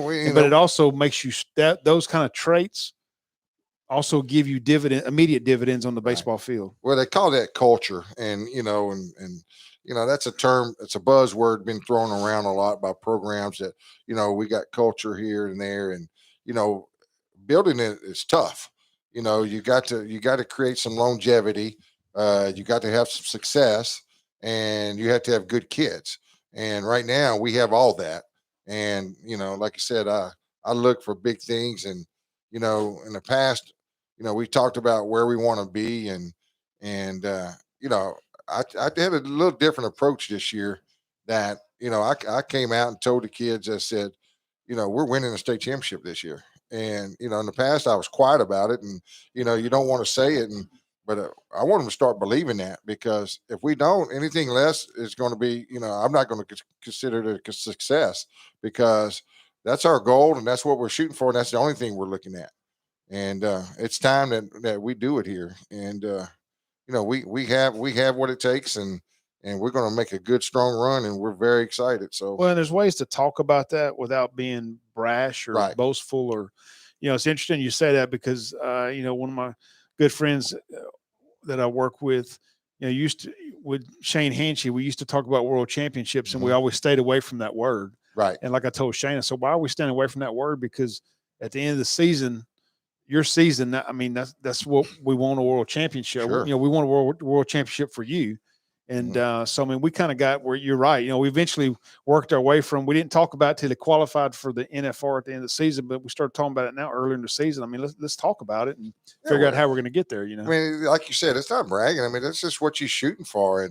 And when you feel like that you put the work in, and that you do have the horses to do it, you start talking about it. And I want my kids to start believing it. And my other senator, I got to, hopefully win one here pretty soon, because I got one of these, my workout partners, that says that, he's not getting any younger, and I better win one before he passes. And so, and you know who I'm talking about. I already kind of give you a rough time. Oh, it gave me a real rough time. He goes, I'm not getting any younger. It'd be nice to win one before, it's my time. Coach, one of the things we saw last year, haven't seen a lot of games last year, is those guys that are coming back, they went on the road and played in some tough environments, and they didn't back down. They didn't go there thinking they were going to get beat. They went there to win every game. They stepped up to the plate. They got in our program when they were young, and they seen some of these older guys, and they, you learn from these older guys in the program, and they stepped up, and you play the competitive schedule that we play, and our expectations, and the community's expectations, and it's what it's going to take is to get everybody on the same page. When we get everybody on the same page, Sulphur's going to be dangerous, and we're well on our way with that. Well, we know there's a lot of depth, a lot of talent, some kids that are already getting their college commitments kind of lined And up. we got more coming big too. Summers. So the future is bright, as they say. Yeah, we got more coming. We failed to mention Vinny Collins. He signed at LSU Eunice. He committed LSU Eunice, and I expect 3 or 4 more coming. So that's going to be big for our program. Vinny's kind of a kid that just goes out there, and you don't even really realize he's down the bullpen throwing, first of all. Then all of a sudden he kind of gets on the field, and you're like, oh, okay, who is this? Well, next thing you know, you blink, and he strikes out 5 of the 6 batters he faced, and he's going out of the game. He goes back to the dugout, and it's over with already. So it looks like he's giving us a score of Acadiana is over Barb 21-0 at halftime. I like that. And That's all? So Just 21-0. yeah. But no, Vinny's what you get out of Vinny is the same thing every day. He's going to have that smile on his face. He's happy-go-lucky. It doesn't matter if you're getting on his case, he's just cool. He's a cool customer. And I'm just glad we got Vinny Collins on our team. So they're showing me another score. Franklin Parish there's no way. Franklin Parish in the second quarter is leading Sterlington 96-21. That's got to be not Sterlington. Sterlington, maybe the other way around. Yeah. But so I'm very excited for, like I say, Vinny, like I say, he's a guy last year or so just goes out there and does his job. And he probably hasn't gotten maybe as much publicity as some of the other players. Well, he feels in that role with our pitching staff that he's feels, wears multiple hats. Well, I call him a plugger. Just kind of plug he him in out there. He can be a starter. He can be a middle reliever. He can eat up some innings, and he can come in the game and close for us. And it doesn't matter to Vinny. He just wants to pitch. Yeah.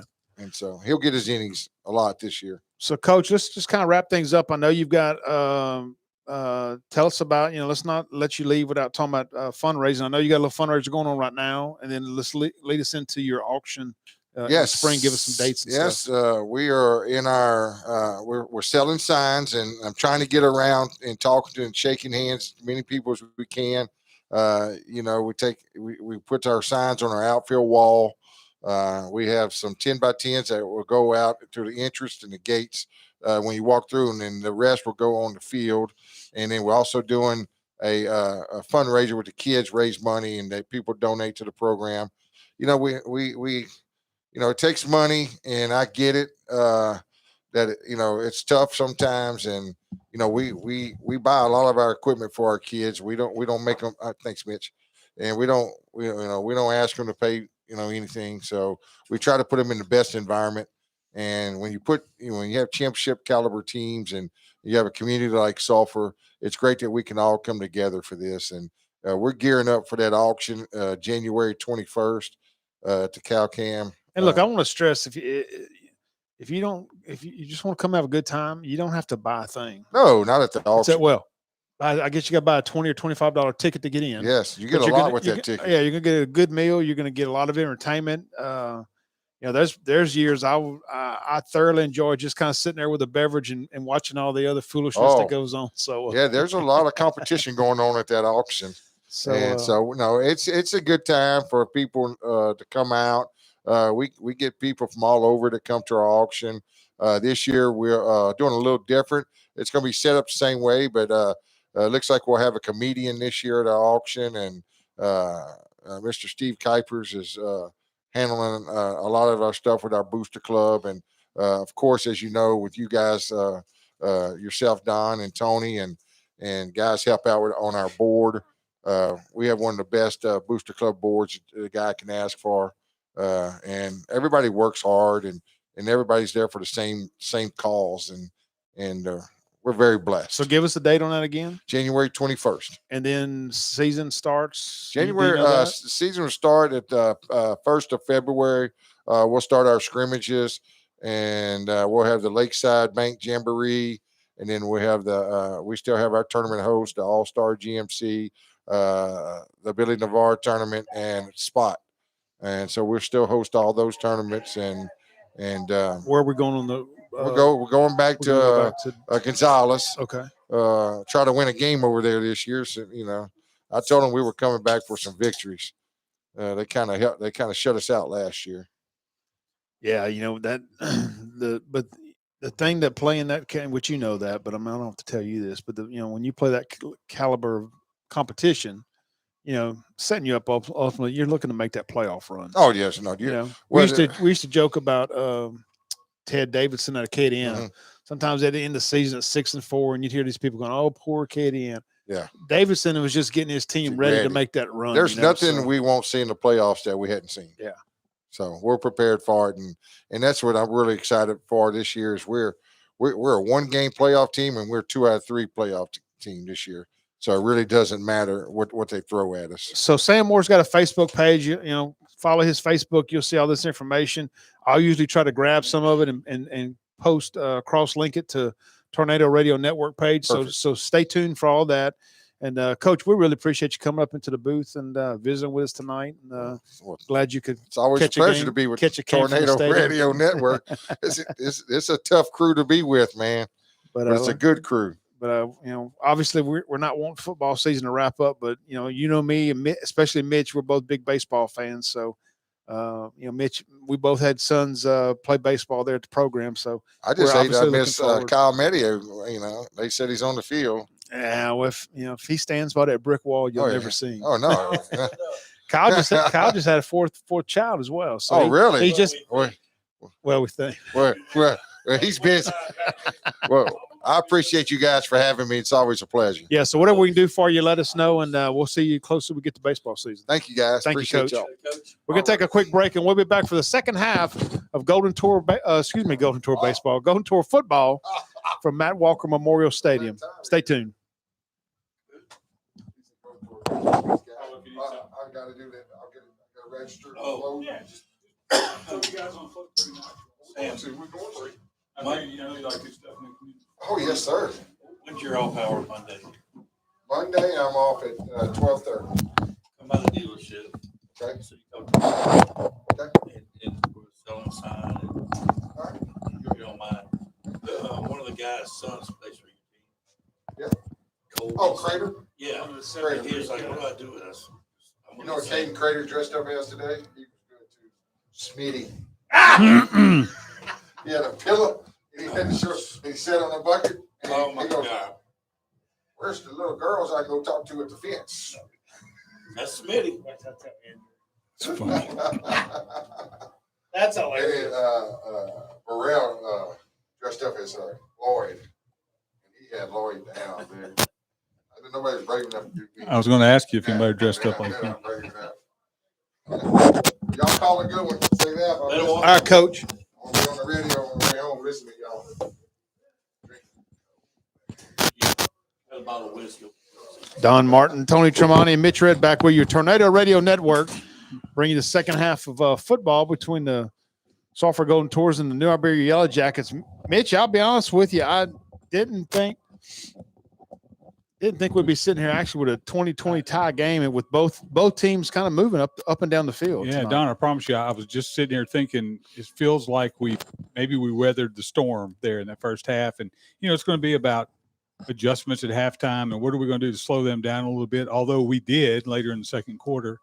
And then if we can continue to move the ball, put some points on the board, 20-20 with 1 minute to go before the third quarter starts. We got this. And, you know, One of y'all know we got this. one of the things we talked about is, I felt like after last week, the young Golden Tours kind of figured out how to win those ball games, stay in the ball game and win those ball games, playing through four quarters. And so this is going to be an interesting test, I think, for the Tours. They're going to get the second half kickoff, but No linebackers on the field now, boys. a new Iberia team, which is kind of giving them fits in a couple of areas with some non-traditional plays and setups. So, yeah, Tony's got the spot there, number 11, who is receiver Caden Blaylock, and number 4, Peyton Lemaire, are up at the 25-yard line, and we still have our two deep guys. Is that our two linebackers back there, or is that somebody else? Is that the Can't see their line? numbers. Yeah, that's 40's back there in the back corner, right? So, yeah, corner. they didn't replace them. They just swapped them out. So now Iberia probably kick it deep. Yeah, so this will be interesting right here. Interesting matchup. So again, folks, Tornado Radio Network's channel on YouTube. Thanks for being with us. Appreciate everybody. This game will be here. You can go back and watch it as many times as you want. Also, you can find it on CPSB, the TV production class, doing a great job with that. There you are, Don. Gonna be a short kick once again. It's gonna go out. Oh no, gonna have an offsides.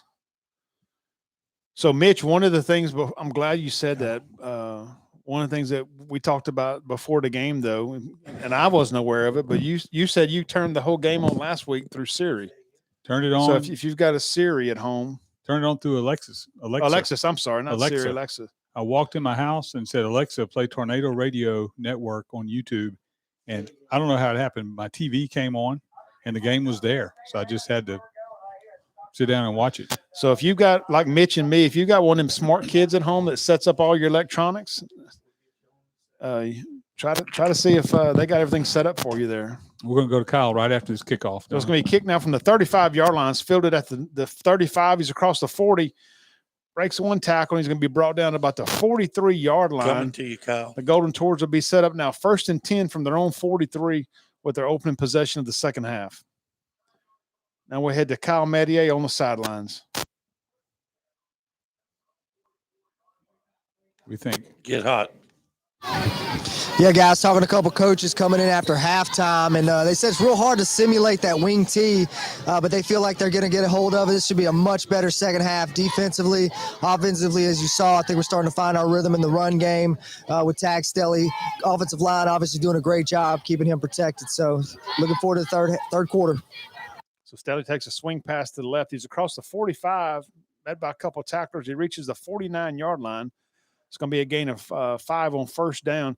Yeah, we mentioned that wing T. The other dilemma, like Kyle mentioned, you can't simulate that in practice. Your scout team can't run the wing T. That's a great report from Kyle down there to kind of get us in the mind of what's going on with the coaching staff and what to expect. Well, and even when you sit on the film, you watch the film all week. So then, but like I say, you can't simulate it. So 2nd and 5 now from the 49-yard line. Excuse me. Trahan takes a snap. He'll hand the ball off to Stelly up the middle. Trying to push the pile right there. He's going to have a short gain of 1. That's going to set up a big 3rd and 4 now from midfield. It's a big play, Don, because we're in a spot where I think if we don't convert, we'll punt, I would assume. So converting here is important because we need to get down and take the lead and see what that does psychologically to Iberia. Well, I've kind of been waiting on Trahan maybe to pull that ball right there and run it. But, especially number 18 on this near side, their cornerbacks have done I was watching him actually on that previous play. Their cornerbacks have done a nice job of staying at home right there on that those run plays. So there just hasn't been any gaps for really Trahan to take advantage of that option play. Trahan throws another quick screen to the far side. Stelly's got a little room. He's across the 50. He's across the 45. And that's going to be a first down Golden Tours. So they've run 2 out of the 3 plays were just that little quick swing pass to Stelly. He's across the 45 or inside the 45 now to the 44. And as we talked about, that's just a nice job by Coach Towery of taking advantage of what the defense gives you. And you see Stelly kind of limps off the field a little bit, but Brady checks in. He kind of cut inside. He could have cut outside and easily made the first down, but the inside gave him a chance for a big play. Imagine Tag moving to the inside and taking on the defense. So Golden Tours will be set up now, 1st and 10. Trahan takes a snap. He looks off to his right, throws that slant play against a little bit right behind him. Yeah. Still a catch that he should have come down with, but it was just a hair behind. Coming in hot, too. And it's going to fall incomplete. New Iberia had an opportunity there for an interception, but just wasn't able to make the adjustment. Don, we got to get up on top of them. Sooner or later, these guys are going to start to tire. They haven't been subbing much at all. Well, there's not many people to sub. The other thing that the Tours, of course, he hasn't had a lot of time to pass, but the pressure they've gotten on Trahan tonight is kind of taking away the deep ball of our passing game as well. So the Tours have 2 wideouts now to the left. Ball's on the ground. So handoff to Brady. It's going to be a fumble. It's fumbled by the New Iberia Yellowjackets. That's it. So New Iberia is going to recover the ball. Trahan turned to his right, and Brady ran to his left. So I don't know what the confusion was right there. Yeah, just a blown up play. Well, like I say, when Brady went to his left, Trahan turns to his right, and Brady tries to correct and get back to the correct side of the handoff, and just never really gets the ball right there. I think Trahan thought he had it, but that's going to be a fumble. Big turnover now. New Iberia takes over at the 49-yard line, drops back to pass on first down. The ball's tipped up in the air. Man, incomplete. It falls incomplete. There was 2 Golden Tours and number 4 for New Iberia, had a chance at that ball right there. And anytime that ball hits and goes straight up in the air, man, that's anybody. You got to hold your breath. That's an interesting play right there, but it falls to the turf incomplete, and that's going to set up a 2nd and 10 now. As we mentioned, at the Golden Tour 49-yard line, 9:36 to go here in the 3rd quarter. New Iberia has come up with their 2nd turnover of the ball game. The ball fumble. New Iberia fumbles the ball. Trimmy was right there in that backfield again. I don't know whose assignment is to block Trimmy tonight, but he's been in the backfield all night long. New Iberia does fall on that ball, but it's going to be a loss of 2 yards on the play. That's going to set up a 2nd and loss of 3. Loss of 3. 3rd and 13 now from the 47-yard line. So the Golden Tour defense is looking to stiffen right here and get the ball back for their offense. Just got to watch this wide side over here. Yeah, There's New a Iberia lot of come room out. to run. New Iberia comes out in that bunch formation, but they do have one wide out to the left. Quarterback drops back to pass. They're looking to go deep to the one wide out. Grayson Stelly's out there on coverage. He's going to get called for pass interference. Yeah. So Grayson Stelly, to me, it looked like he had great position, and he just kind of reached out at the line. No, it wasn't Grayson, actually. Well, whoever's down there, he had him on his hip, but Yeah, he reached he out at the accelerated. yeah, he reached out at the last Yeah. minute and grabbed him. Number one accelerated. And, That's and going to be picked up that step. that's going to be a 15-yard penalty, and that's going to result in a first down for the New Iberia Yellowjackets. So the Golden Tours had them 3rd and 13, and Yellowjackets, while they Pick aren't up a able to convert 15-yard the penalty. pass play, they do pick up a 15-yard penalty, which results in a first down.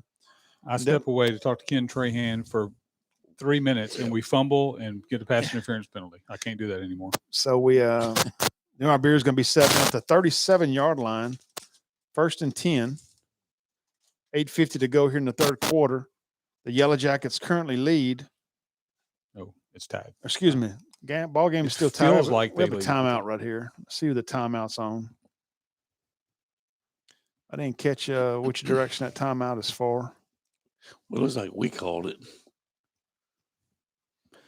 Well, and Grayson Stelly was having a very long conversation over there with the back judge. I don't know what all that was about. I see Tower now. Tower's looking to the field, waiting on. He's not going to get an answer. I'm not sure. White Hat's not coming anywhere near him. I'm not sure what's going. I mean, but maybe I'm not even sure if there was a timeout. Now we say that. No. So 1st and 10 Everybody's now. got their timeouts. Yeah, that doesn't work though. I don't think. Is that I out? don't think the timeout on the scoreboard works. Gonna be a little end around to the near sides across the 35 is gonna be met right at the 30 by a couple of tacklers. Like That's gonna be a even gain of Heights, 7 yards on the play. You know, things got a little crazy there in that last possession. We had the turnover. They threw the ball. It got batted way in the air, and then they put the ball on the turf, and then the penalty. So kind of a wild and crazy start here in the third quarter. Yeah, 8:28 to go, 20-20 tie. not the start of the quarter that the Tours were looking for though. So I suspect we're about to just see a lot of number 4. They haven't had much success pass. I think they've only got the one pass completion, which was for the touchdown. Well, he fumbled. Nice. Fumble. Yeah, it's a fumble picked up by the Tours. Going to be across the 45, across the 50, and knocked out of bounds at the New Iberia 45-yard line. Fumble recovery. I see another flag laid on the play. I don't know if we're going to have a block in the back by the Golden Tours, but nevertheless, it's going to be Golden Tour football. Like we say, just a wild Yeah. and crazy start. Coach Towery's pulling the offense back, so I think it's going to be a block in the back or clip on the Golden Tours, but it will be Tour football, and that's going to answer the big turnover we just had by the offense. Yeah, it's going to be a block in the back on the Tours. Looks like from the 47, so that'll move them back to their own 43-yard line. Just great pursuit there by the defense. I mean, they really made a contact in the backfield with the New Iberia running back, Cedric Moore. Knocked the ball loose, bounced around, and well, the other nice job is I wasn't sure. I thought Moore may have been down for a minute, so the Golden Tours did a nice job of playing through the fumble, and not just assuming that he may have been down right there. And they get the fumble call. We'll take the penalty because we want the ball. And basically, guys, we're starting about where we fumbled a little, maybe 10 yards off. maybe 10 yards So that's off. going to set up the Golden Tours 1st and 10 at their own 43 with 8:01 to go here in the third quarter. Vizia come in motion and set to the near side. Trahan takes a snap. He'll hand to Stelly's across the 45. It's going to be pushed out of bounds right at midfield, I believe, and it kind of falls awkwardly on an ankle. He immediately grabs at that ankle. Yeah. So he's going to be down. He's going to get all the way to the 49-yard line. So that's going to result in a 2nd and 2. I'm going to pop that back in But again. probably even bigger for the Tours, though, is Stelly's down with an ankle. So he's right on the Tours sideline. Tours taking knee. Coach right there, check him out. So while we've got a stoppage in play for the penalty, let's mention a few more of our game day sponsors.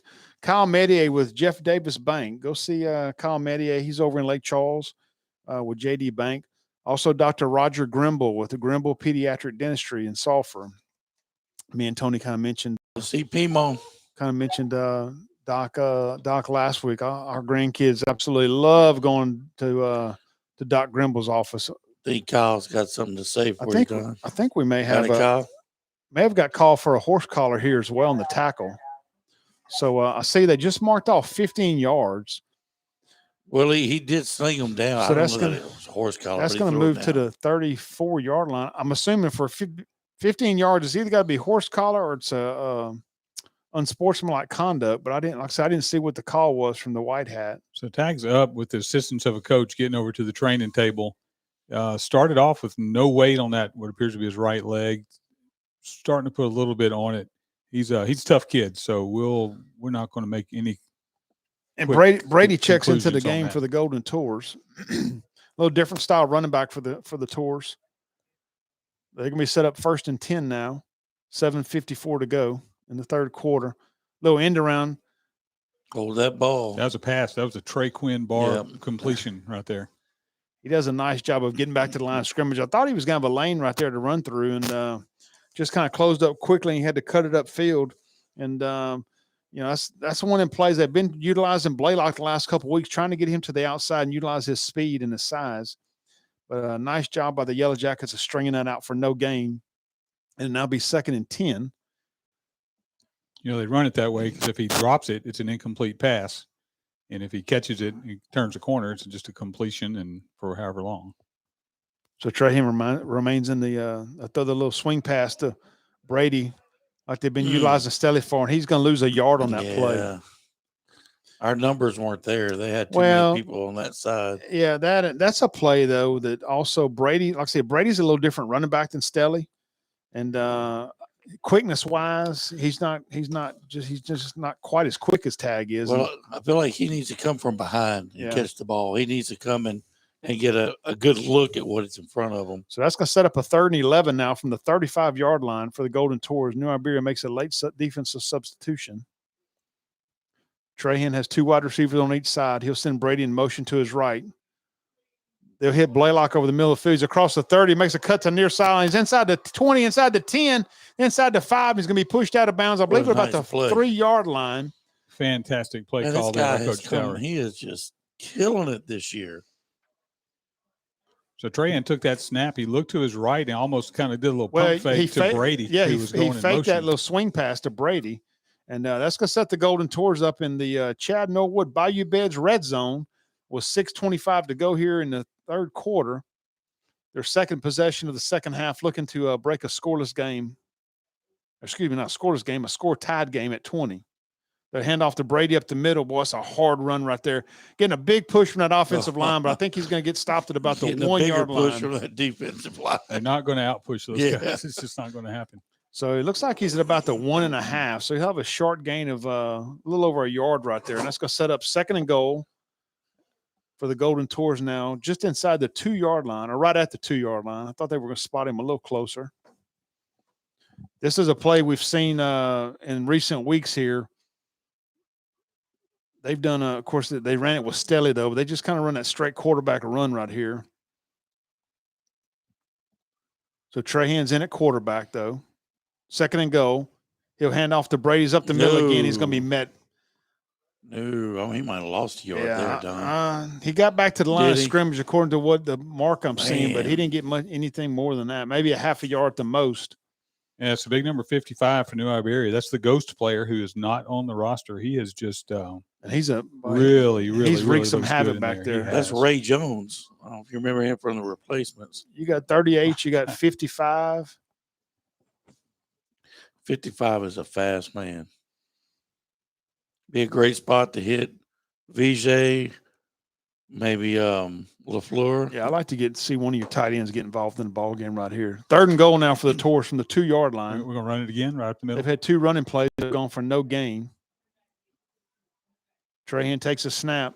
He'll fake the handoff. He's got Vizier in the flat. He'll hit him. He's inside the 5. He's going to score for the Golden Tours. Really nice catch there by VJ. The ball was slightly thrown behind him. Kind of had to reach back and twist his body. And I believe that was Hopkins. Let's credit Hopkins out there as a wide receiver. Number 10. Yeah, he gets a nice. Right? Is that Hopkins number 10? Yes. Yeah.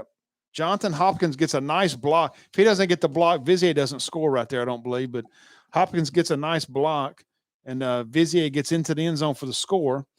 Paez has the extra point up an extra point is good. And once Yeah, again, if you're watching on Tornado Radio Network's YouTube channel, you're just going to have to listen to Don's description of that touchdown because I didn't move the camera. So with 4, and look, it's just a lot going on. I mean, like you say, Ken Trahan just called for a score this ball game, and just a lot of things going on. And let me tell you, the kids from the TV production class, CPSB TV home game YouTube channel, they do a great job. And you can still get our audio. So we're ready to go down to Kyle, I believe. So we're going to go down to Kyle Meddy as the Golden Tours take a 27-20 lead with 4:45 to go here in the third quarter. Go hot.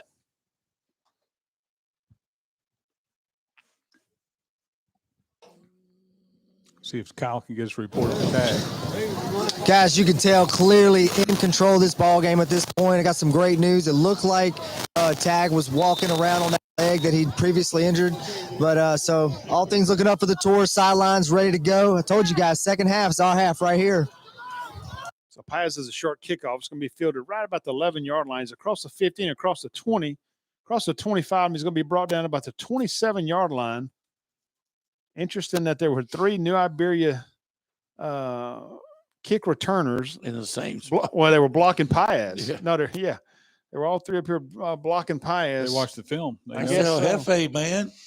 But New Iberia is going to be set up at their own 27-yard line now. Currently trailing for the first time in the ball game. Well, no, first time since it was 3-0 early in the first quarter. No, first time. No, yeah, they took the first kickoff and went down 7-0. Yeah. See how they respond to that. So with 4:39 to go,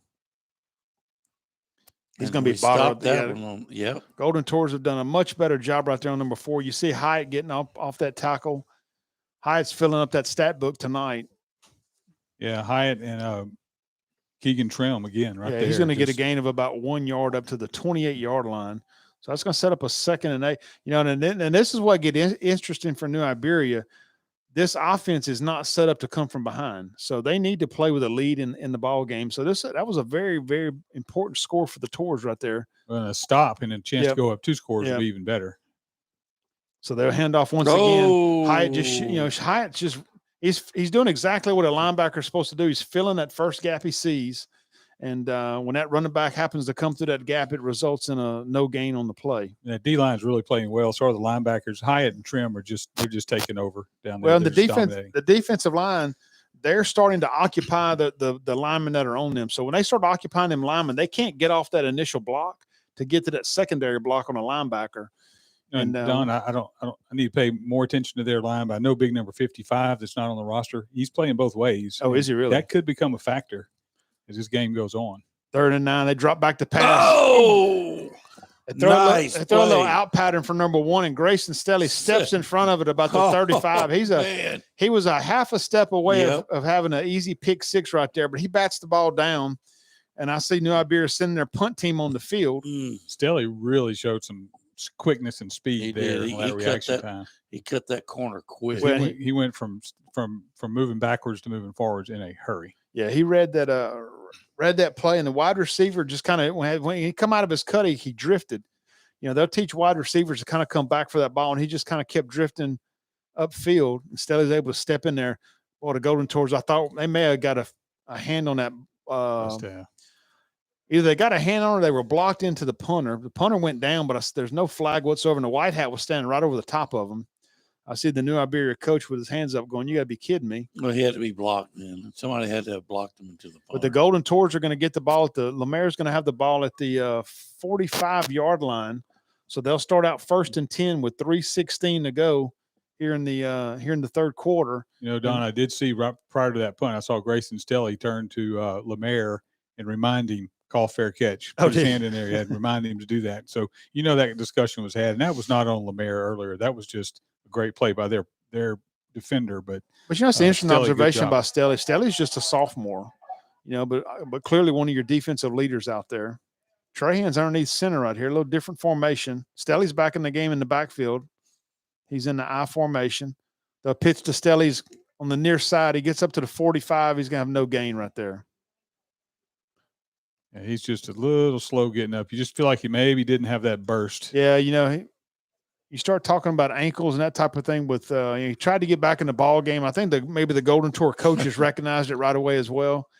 that there just was no when he went to cut back up the field, there was no explosive step there whatsoever. So you see Brady check back in the ball game. There's a good chance this is going to be Brady's game in the backfield the rest of the way here. 2nd and 9 now from the 46-yard line. Trahan fakes the handoff. He rolls to his right, finds Hopkins at just across the 40. That's going to be they're going to call that a completion, and he's down, though. Ball comes out. What a tremendous catch. So they were trying – it was the exact same play they ran for the touchdown a while ago. He looked to find Vizier in the flat. Vizier was covered. New Iberia did a nice job of covering him, taking that away. But Hopkins is just dragging about 5 yards beyond Vizier, and Trahan's able to find him for a first down. Well, I see Brady kind of trying to stretch out his toes there like it's a possible cramp. And I'm going to be honest with you, I don't think we have another healthy tailback unless other than maybe a freshman or sophomore. So that'd be something to kind of watch. Oh. So Trahan dropped back. He faked this little swing pass to the right to Brady, and he comes back to his left trying to hit Blaylock, and it falls incomplete. That's going to set up now a 4th and 4. The Golden Tours are sent out on their punt team looking to pin the Yellow Jackets deep in their own territory. New Iberia had 1:49 to go here in the third quarter. Yeah, they had that screen, bubble pass, whatever you want to call it, bubble screen. They had it sniffed out. We've run that a couple of times. So the Tours currently lead 27-20. New Iberia sends 2 deep men. High snap. Paez gets it down, though. It's going to be a nice kick. It's going to be inside the 20. New Iberia lets it bounce at about the 18. It's going to take a Golden Tour roll inside the 15. They're going to down it now inside. It's still rolling. It's going all the way down to the 10-yard line. That was kind of a weird bounce. It bounced back like it was going to take a Like New it wanted to Iberia check bounce, up, and then it hit the other way and ended up rolling another 10 yards for the Tours. So that's going to set up the job with Yellowjackets now. 1st and 10 at their own 10. I said English that Paez puts on those punts. Yeah. We've seen him do it all year. Look, Spitball. And Paez did a nice job. I thought that ball was going to get over his head there for a I moment. did too. And Paez did a nice job of You're showing off that 12-inch vertical. 1st and 10 now for New Iberia. They'll stay in that bunch formation. They'll hand off to number 4, and there's absolutely nothing there. Nowhere. Guess who that was? Yeah. I'll give y'all 3 guesses. First 2 don't count. Man, whoever that lineman is that's blocking Trim tonight, he is going to go home and see 47 crossing by him in his sleep. He's going to want to skip the film session tomorrow. Yeah, that won't be a very good film session. Gee whiz, Trim is just unloading on those guys. What's interesting, Mitch, that's the play that they had so much success with in the first quarter. Yep. And, Trim and them other defensive linemen just kind of decided that they weren't going to let that play beat them. So 1 minute to go in third quarter. Don Tours up 27-20. Chance to make a stop here. Ball's on the ground. Quarterback picks it up. Trim's in the backfield once again. He's going to bring him down for about a 3-yard loss. Looks like they're going to spot it at the 8-yard line. He's going to put us out of business. I tell you, Gavin Gavin Lilly, number 51. I think that's who that he is.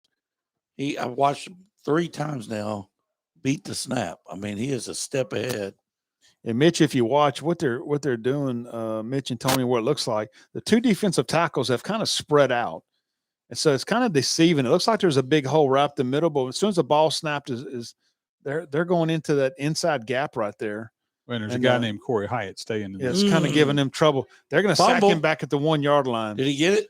No, I don't think if he fumbled it, it bounced right back up to him. It looked like he dropped it. He was rolling to his left, and they're going to drag him down all the way back at the 1-yard line. He did a nice job of getting out of the end zone right there. That's going to be a big loss. Yeah, he felt that. That is one excited number 47 right there. I'm zooming in on Keegan Trim because he had a series. You go get you some water, big boy.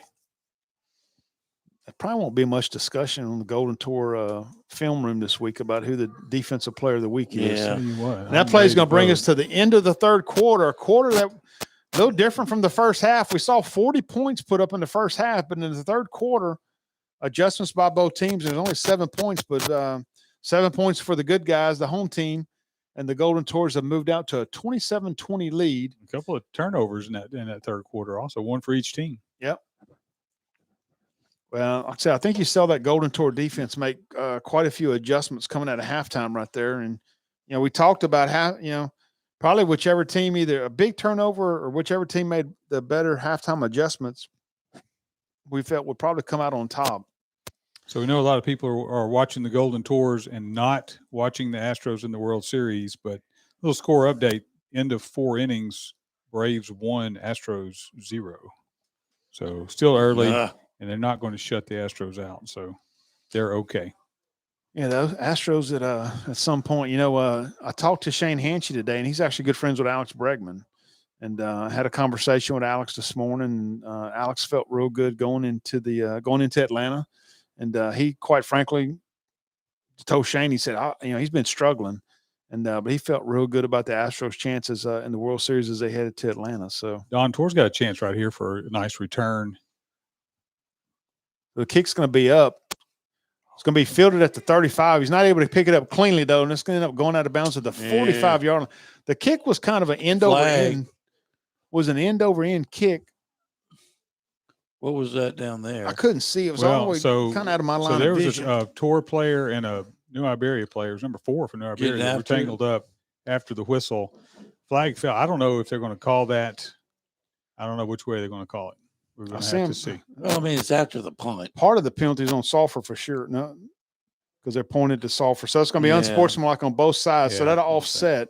They were tangled up when I looked over there. I just saw them both flying to the ground. So no harm right there. The Golden Tours, though, like you say, if he's able to field that ball at the 35-yard line clean, he's got some room to run. It was a low kick. It was a low kick, but it was kind of going end over end. It was just a little different movement on the ball, and he wasn't able to field it cleanly. But probably the reason he didn't field it because he was going to score a touchdown if he had. I mean, his eyes had to be big.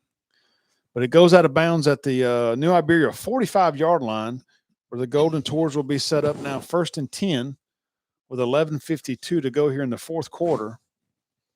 Obviously, a big drive right here for the Tours. Any score, a field goal or a touchdown, really puts the New Iberia offense in a bind. We'll see if Mr. Brady gets a couple carries right here. He'll hand off the middle. He's across the 45. He's going to be running down about the 42-yard line. And at 55, Mitch is a good-looking kid. Well, I got a text from. Is it 55 or 66? It's 55. It's just been. I got a text from Ben Gentry, my friend, watching the game. He said it looks like he needs to play for Alabama. Yeah. He is a big, athletic-looking guy. And I wish I knew who he was, but he is not listed on the roster. Sulphur Tours have a lineman down right here. They look like they'd gone back to get to their huddle, and he just kind of goes down right there. Sure seems like I saw 55 playing back in 2012. Lane Ackle, so Sulphur lineman down. So we're going to take a break in the action right here. Let's see what Kyle's doing. So let's see if we got anything for us. Surprise, Kyle. It's not often that Kyle's not ready to talk. Yeah, Kyle's. I think he's a little tired between that new baby at home and he was out serving. My phone didn't ring, but he was out serving Boudin at a golf tournament today all day. And, well, he's getting those hard-hitting stories down there. So the fluff pieces, he's not into that. Hey, he's wanting to bring the hard-hitting. I can't talk right now, Tony. These hot dogs are so good. Dunham Prices. My apologies. They're putting out a good hot dog. That was not Lane Ackle that was down. I am sorry to his family. That was number 52, Emmanuel Brady. He's senior back offensive lineman. He trotted off the field on his own power. He's fine. Yeah, 52. If you've watched him most of this year, very entertaining player to watch, and one of the team leaders actually for that offensive line. So I suspect he'll take one play off and he'll be back in the ball game. You know, Don, we talked about it pregame, and haven't seen it since the jamboree, but we know that Corey Hyatt can run the ball. I don't know when the time's going to be right. Coach Tower said the time may be right at some point. Something just happened there. Yeah, a little surprised that we haven't seen Hyatt at all this year. Fake hand off to Brady. We have Blaylock on the inside screens across the 40, breaks a tackle, pushing down. Looks like he's going to be down to about the 30. They're going to give him the 39, maybe the 38-yard line. Like 38 from the other spot. And that's going to set up a short 3rd and 3 now for the Golden Tours. He did a great job to get anything out of that. Yeah. I told you 52 Brady. You see him very quickly back in that ball game. They're kind of all over those tunnel screens right now. No, and I think more than anything right there, that tunnel screen there, it was really just more an extended handoff.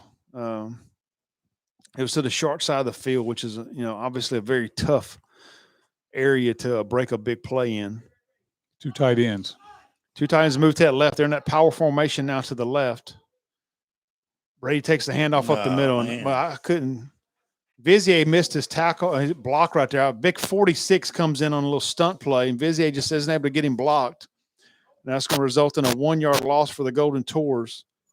So they're going to send a punt team out, but let's see if Coach may have a fake sitting here in his pocket right here. Although I don't see Trahan in the game. Trahan's the up back normally on the punt situations. But he's not in the ball game. You see Lemaire, a little different situation right here. Actually, a different formation. Excuse me. We have no gunners on the field either. So it's 4th and 5. Straight protection blocking scheme. It's going to take a Golden Tour bounce inside the 10, inside the 5. And he's going to kick it into the end zone. Oh, no, they're going to give the ball at the 1. Wow. What a great spot by the official. Holy cow. That's Eagle Eye. What a great spot. So the Golden Tours jump on the ball and kind of on the 1 yard line. 2 of them skid into the end zone. Never, in my opinion, at least, established possession of the ball. The emotional. And the New Iberia coaches, they're just absolutely going nuts in the booth next to us. They've been very Unbelievable entertaining. spot. Just don't break anything. Whole Eagle Eye's back, buddy. So they're going to give him the ball down all the way down at the 1 yard line. So, if he had possession and his knee, I guess, came down on the 1, then, hey, good call. He was moving so fast. So that's going to set up 1st and 10 now at their own 1 yard line. 9:41 to go here in this ball game. Golden Tours lead 27-20. And Coach Tower, as well as the defense, has played here in the second half. They had the ball at midfield. Look at that. Look at that. New Iberia just runs a little quarterback dive. Go. Looks like they're going to reach up to about the 3 yard line, gain a 2. Go ahead, Kyle. We'll go down to Kyle. I think. Let's see what Kyle's got. He's down there with the offense. Oh. Run down there and give him a high five. He says Eagle Eye got it right. So it looks like we got a timeout now. You're behind 20. Yeah, no, I was just down there high-fiving the referee for you, Tony. Old Eagle Eye. He says thank you. He is an outstanding official. So now I don't know what's going on right here. Another stoppage of play. I see a lot of the New Iberia players. They're going to get a sideline warning against Sulphur. I was trying to – all the New Iberia players had their hands up like it was a penalty against them. Yeah. So 9 minutes, 19 seconds to go in the Let me tell you what, I don't understand this call, though. They're down inside the 5. We don't even have anyone down. The side judge that lines up even with the ball is who threw that penalty. Oh, look, is that Million? There's no one down there whatsoever. Million's down there next to him. Coach Million's letting him have it. Million's just a statistician. So you were standing right in front of my camera. Now we've got a timeout. New Iberia has to burn a timeout right there. So New Iberia still was kind of out of sorts even after the sideline warning. Don, their back's to the wall right there, literally, and no time to make a mistake. So maybe if there's any confusion, it wasn't the time to take a penalty or somebody run the wrong way and end up with a safety. So maybe not a bad timeout for them. I'm glad to see them take it with 8:55 to go in the game with the Tours up a touchdown. Yeah, no, I am going to go ahead. breathe easier once we get up by 2 scores here. The Tours will be set up New Iberia is going to be set up 2nd and 8 now at their own 3 yard line. Well, I kind of got to chuckle a little bit. This one New Iberia coach closest to me on the opposite side of this glass, he's still just beside himself over there. He's got to call defense over that down punt. We got to call the crisis hotline. So New Iberia's going to come in that tight formation once again. Quarterback underneath center. He'll take the snap. He'll end around, and that's a dangerous. That handoff's in the end zone, actually. He's going to get up to the 5, maybe the 6 yard line. That's going to set up a 3rd and 5. That's a very dangerous end around play right there. The handoff was made actually in the end zone. Yeah, the way our guys have been getting penetration, that was dangerous. That's a play that you're just waiting on Trimmy to blow up right there. That's Bryce Fontenot, Peyton Lemaire made the tackle. What a gain of a couple. So 3rd and 5. That may be part of what you're seeing. New Iberia is having to run all the way up now because they're so deep. They've got to run all the way up and get that play from the sideline. That may be why we saw that timeout previously. 3rd and 5 now, though. A big play for the defense. New Iberia sends a wide out up top. They'll have a man in motion on the bottom side, number 4. He breaks an initial tackle, but he's going to be stopped for no gain. Well, getting penetration is important. Looks like they're going to give him up to the 6-yard line. There's a flag in the Flag. defensive backfield. Can't imagine that's on the Tours, but let's see. So it's going to be 4th and 3. There's a golden tour down on the field as well. I saw the flag fall. It was It's around on Sulphur. where Stelly was, but did not see what it possibly could have been. Have you seen a call yet? So he pointed to Sulphur. I couldn't see a call. But they've still got the ball spotted at the 6. Well, they're about to move that. Like Peyton Lemaire was tore down. Man, unless it was a face mask is about the only thing I could think of, but where the flag got thrown from. Deep in the secondary, That's what I'm saying. away from the play. It would be an odd spot for a face mask. It's going to be a 10-yard penalty. No, it's going to be a 15-yard penalty all the way up to the 22-yard. Face mask. Yeah, it had to be a face mask or some kind of late hit. But he didn't. It didn't look like he called a face mask. I don't know what they did. Well, that's a tough break for the Tours because they'd gotten the stop there, and Iberia was going to punt from in their own end zone. So they're going to be set up now, 1st and 10 at their own 22-yard line. 8:04 to go here in this 4th quarter. The Golden Tours currently leading 27-20. You see Lemaire still trying to get a little slow getting off the field right there. Looks Coach like Duhan just tapped him back and said, "Hey, you're all right. Run." Looks like New Iberia's going to put a wide receiver out to the left. Other than that, they'll be in their same basic tight formation. They'll hand off. No, it's going to be a quarterback keeper. That's number 1 back in at quarterback. A nice job reading that by the Golden Tour defense. Trim. That's a play that's given us trouble all night long. When number 1 goes up underneath centers, the quarterback. Well, that's a loss of 2. Dog. Fakes the handoff right there. We need to just hit auto play number 1 on our mixer for trim with the tackle. What a game he is. So having. 2nd and 12 now. Moves it back to the 20-yard line. I can't see if that's 1 or the number 8 in at quarterback. He fakes a handoff. That's number 1 still in at quarterback. He throws deep. It's going to be undercut by number 6. He's got the interception for the Tours. He's across the 40, across the 30. Inside the 20, cuts back. He's across the 15. He's going to be brought down to the 11-yard line. Nice return, big guy. Tyler Massey. And I'm sorry, I couldn't think of Tyler's name right away. But number 6 on a nice ball's underthrown. And, New Iberia kind of tricked themselves right there. They kept number 1 in at quarterback, and we haven't seen him throw the ball at all. He's only ran the ball. And he faked the run right there and then decided to drop back and pass. And pass was grossly underthrown right there. And Massey's able to go up and get the interception. Massey, good coverage, even if the ball had not been overthrown, but the underthrown ball was just. Yeah, I don't think it was going to be a completion at all. But when he underthrew it by that much, it was just the wide receiver's not able to even get back to break it up. We have to protect the ball down here. How about J.D. LaFleur in the end zone right here? Yeah, we got to take advantage of this right here. So they'll go that power formation now, shift everybody to the left. Trahan takes a snap. Or not? Yeah, they're still not blocking. Well, it's not that they're not blocking. That guy's just beating Vizier to his spot. Which I don't know. At some point, you got to recognize that and stop running that play. Well, I don't understand either. Vizier, either that or don't spread out so wide. He's just coming through that gap. That's right. So, move in and take that gap away. Step. Yeah, take that gap away. So that's going to be a gain of 1, though. So that's going to set up 2nd and 9 now at the 10-yard line, 6:32.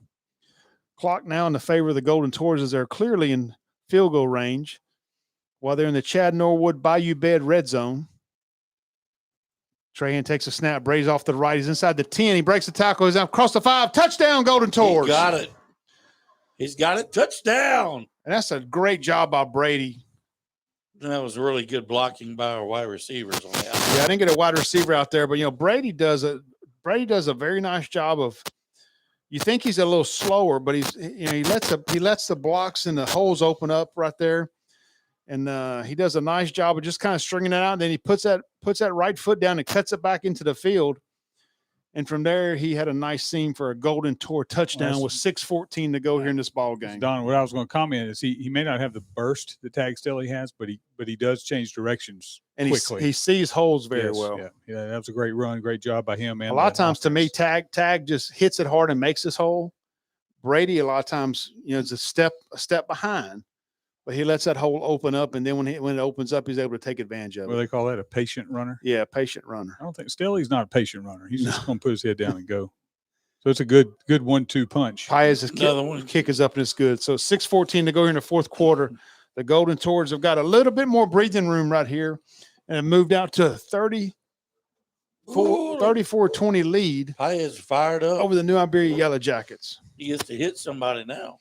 But Mitch, you're right. From a defensive perspective, when you're used to Stelly constantly hitting that hole very quick, as a defensive lineman, and then all of a sudden they put another running back in the ball game, and you jump out there thinking you're going to jump that play and jump that hole, and there's no running back there yet.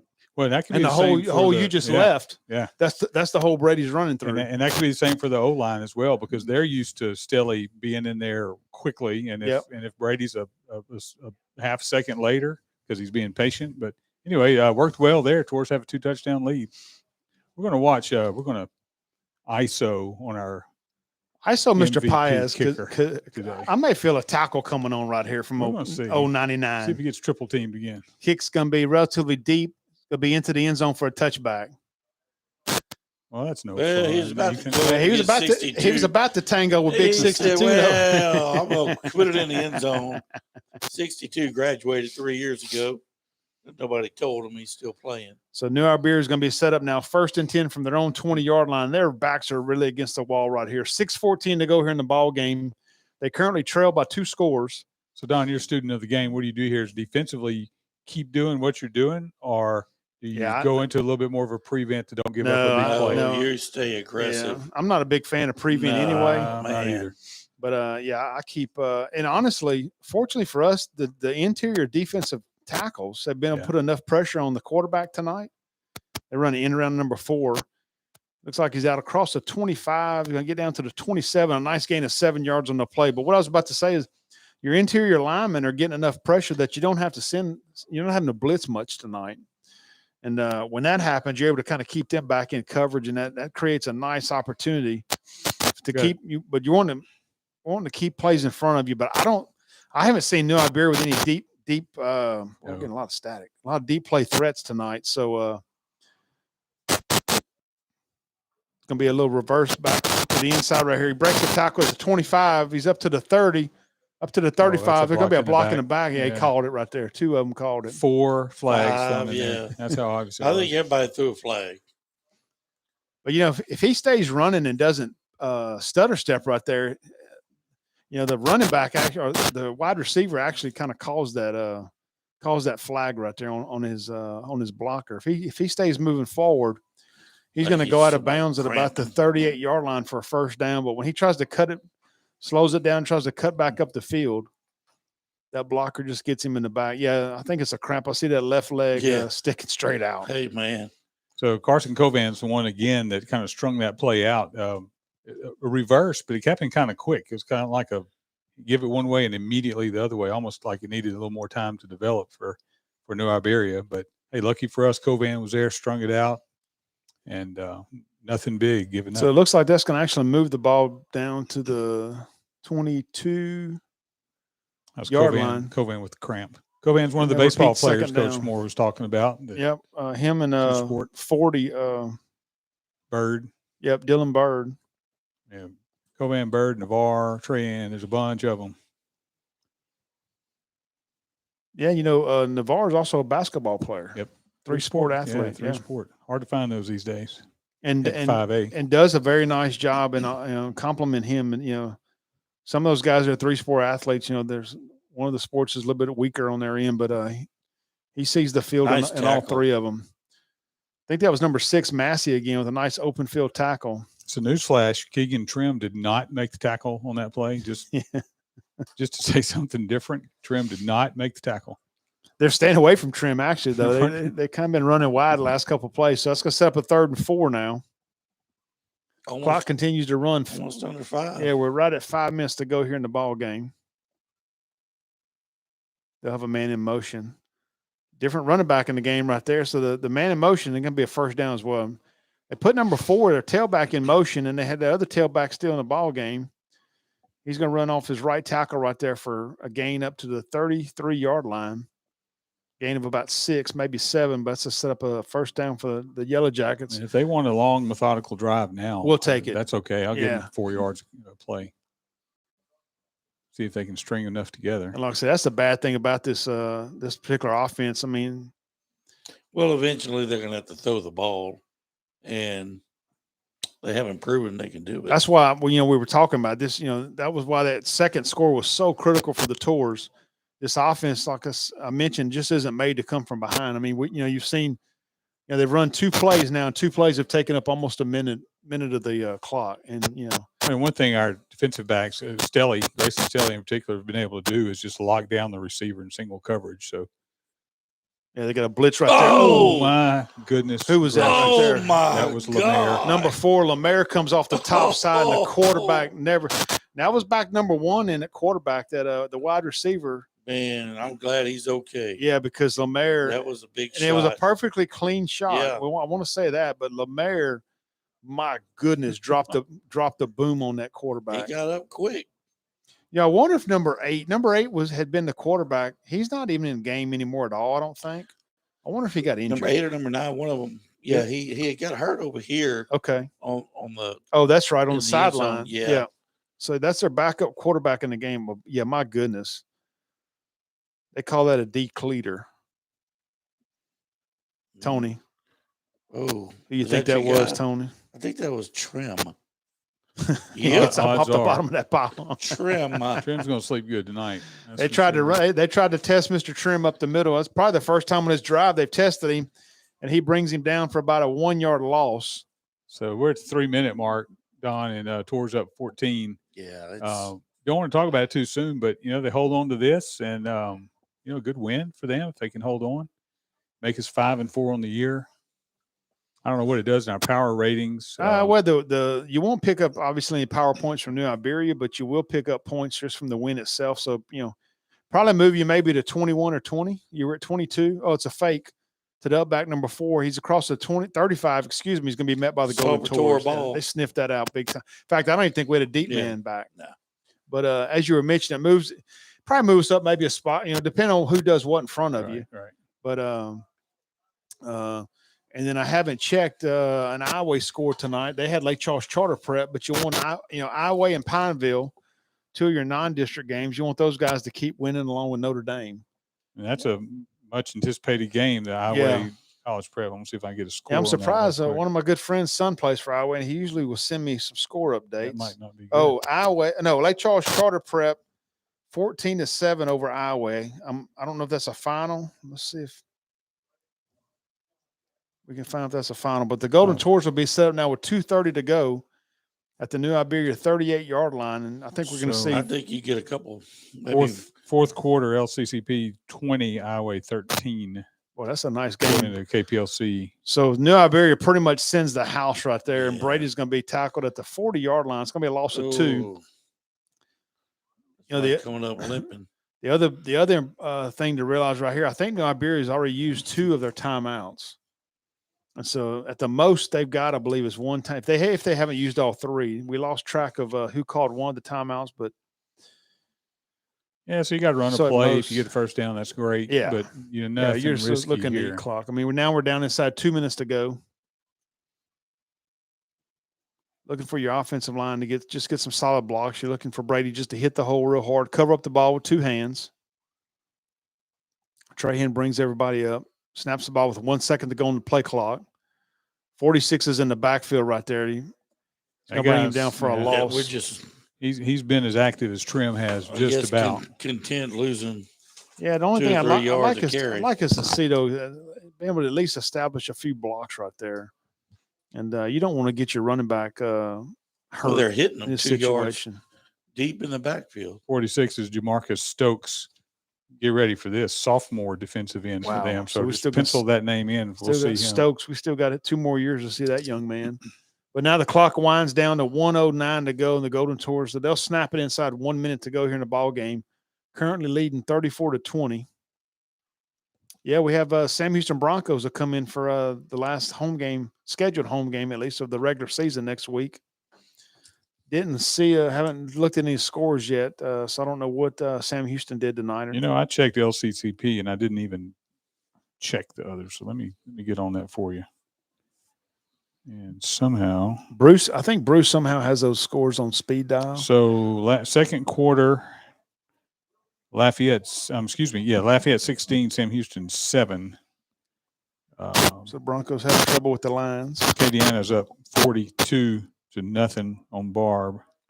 Oh, there's a God after all. DeRitter winning. Washington Marion's up big on Lagrange. And still fourth quarter Washington score. Marion's up on Lagrange. That's an interesting score. Coach, he used to be at Lagrange. Coach Sullen, isn't it? Yep, Coach Sullen's over at Washington Marion now. And I get to visit with Coach Sullen every once in a while. Do you? Yes. He's a name that kind of got tossed around when we hired Coach Cecil Thomas a couple of years back here at Sulphur. So Trahan's got the offense back out. They'll give the ball up to Brady up the middle. It's going to be a short gain right there. I should get some positive yards up to the 41-yard line. I don't know if New Iberia's just going to let this run out. They don't look like they're going to. They don't look like they're going to call their timeout. There's only a few seconds difference. I don't think Sulphur. Yes, 30 seconds and 37. So they'll have to snap it with 7 seconds to go. I'm assuming Sulphur's just going to let the clock wind down and they'll call a timeout and then decide what they're going to do. I'll be honest with you. I would probably just have Trahan take the snap and kneel it and give New Iberia the ball there at midfield. Yeah, or throw it as far as you can. Yeah, I wouldn't put our punt team back out there at all. Although you punt it, clock will probably run out. Yeah, that's true too. So Tours, they had an opportunity to lay down early when New Iberia scored pretty easily on the first two possessions, but yeah, they went up 14. Then, up 14-3. Yeah, I mean it's one touchdown allowed, no, 0 in the second half. I mean, New Iberia has not scored. No, I was going to say I think the other thing to mention is we mentioned, or at least in my opinion, up until last week, the Golden Tours had trouble putting together four quarters of very good football, and but that comes, I spoke with Coach Towery probably after about game 4. And, we mentioned that with that young team that he just felt like they hadn't learned how to win yet, Coach Towery's done a great job with the defense tonight. Yeah. They really tightened up after halftime. Good adjustments. Yep. Coach Towery's done a very, very good job. And, I think one of the bigger positives I hear about Coach Towery is that the kids love playing for him. And it's clear that he's building a program, building a culture that, like Coach Sam Moore mentioned earlier at halftime. Scramble. Yeah, he may just run out of bounds. Don't get hit. Yeah, don't roll an ankle there either. Just go down now. Have ball game. He just lost 30 yards of our total offense. Y'all remember that? So that's going to kill a few of Gage's stats, but he'll take that win. Big team win tonight for the Golden Tours, as they'll walk out of Matt Walker Memorial Stadium with a 34-20 victory over the visiting New Iberia Yellowjackets. Let's talk about New Iberia just a minute here. We mentioned that they hadn't come into the game 0-8, and honestly, with a number wise, not talent wise, but number wise, with a smaller team than what we're accustomed to seeing from there. And those guys they didn't. Sulphur was in a dogfight tonight. Those guys didn't quit playing. They didn't roll over whatsoever. And, I kind of take my hat off to New Iberia. A lot of respect for those guys they showing up and playing tonight. Yeah, they rolled in here with 33 or 4 guys on their travel team. And that's, they're playing a 5A school, and they are a 5A school. And you got to wonder if in that second half some fatigue set in, or that's the quarterback. You see him on the far side of the field. Definitely talented. And they ran their offense well. I mean, they executed. So still, even though Tours beat them tonight, I asked the question, how are they 0-9? Because they're not a bad football team. No. And they're better. They're much better than an 0-9 they're team. Sneaky. I mean, they're 1 or 2 plays from breaking the game wide open. Yeah. Well, and that wing tee is kind of like one of the great equalizers. You know, that's an offense that often gets run anywhere between class B and C, or excuse me, not B and C because they don't play football, but 1A all the way up to 5A. Yeah. And I see the quarterback slowly going off the field for New Iberia. Hope that young man isn't hurt at all. Kyle Medier's joined us up in the booth. Kyle, kind of give us your perspective from the field tonight. Well, I love the view for one. I had best seat in the house tonight, and what you could totally see coming in from the second half, or coming in from the first half to the second half, you saw the adjustments that need to be made, and that's what the coaches were talking about as they came in. They're like, man, that wing tee is really tough to simulate during practice. Obviously, the defense came through in a big way. I heard y'all talking about Trimmy all night long, and man, he was having a blast down there, making plays, and even got to talk to Elijah Coleman too, and some of the adjustments that they made in the secondary. And as you saw with Massey, he had the pick towards the end of the game too. So one of the guys I definitely want to see get better is Tax Daly. I hope he's okay, and hopefully have him back for the final game of the regular season. But overall, man, just we keep talking about it over and over again. Tours are finding ways to win, making adjustments at halftime. They never really were too up or down on the sidelines. They just stayed focused. Coaches kept them positive, and just good to see right there. Real proud of our guys tonight. Well, one of the things I visited with Coach Tower about. In fact, I texted him last Saturday. I said, Coach, you've got 24 hours to either enjoy a win or be mad about a win, then you got to move on. Yeah. And I said, this was Saturday evening. I said, you're almost up on your 24 hours. And he texted me back, and he because obviously the big win over Barb. Kids had a lot going on, a big victory, but he said he already took care of that. They watched film Saturday morning or talked about it Saturday morning, and after that Barb was over with. Yeah. And so you're right. It's nice to see a young team kind of maturing before our eyes as the season goes on. And, and we talked about, they come out trailing 14-3 real quick. And here comes the wing tee. You're down 14-3. And it's like, oh gosh, here we go. And the letdown that you were worried about is about to, happen in front of you. But, the Tours just stuck to their game plan. Yep. And like I say, I think we're seeing a team mature as the season goes on. And it's been a pleasure watching them. Kyle, from up here, it looked like the team's really on the sideline. The guys aren't in the game, but really engaged, locked in. Yeah, very much. Supporting those guys that are out there. Everything you want to see on a good, from a good chemistry standpoint. The younger guys are tuned in. They're cheering on their teammates, the guys that are not in the game. And that's what I love seeing on the sideline. You can tell that the camaraderie's there, that they're bought into the system. And that's how you win ball games like this, when it's easy to, be down 14-3. And but not, you never felt like on the sideline, one kid was like, just throwing their hands up like it's just over with. They just kept going back at it. I spent a lot of time next to Coach Martin, man. He does a great job, that offensive line and the offense in general, because I know Tag and I saw Trahan multiple times come over, hug his guys, man. Y'all keep going. Y'all just lots of encouragement. Showing some leadership out Showing there. That's what you want from ton of leadership. From the quarterback. Yeah. Well, like Don said, the Tours had an opportunity after beating Barb, coming home, playing a team that hadn't won a game all year and falling down early. They could have locked it down. Yeah. And they did not. And that showed us a lot. And I think that's what we'll hear from Coach Towery when we talk to him during the week. So, all right, Don, thank you very much. This was fun. So Don Martin, on behalf of Tornado Radio Network, Mitch Red, Kyle Medier, and Tony Tremonti, we're going to sign off tonight. And another nice winner for the Golden Tours. And stay tuned. This week, we will be back in action from Matt Walker next Friday night for already number 10 regular season game, as the Golden Tours will meet another cross river rival in the Sam Houston Broncos, who'll be coming in hungry for a victory. So we'll see you guys next Friday night, and stay tuned, and we'll have all the action for you. Thanks for listening tonight.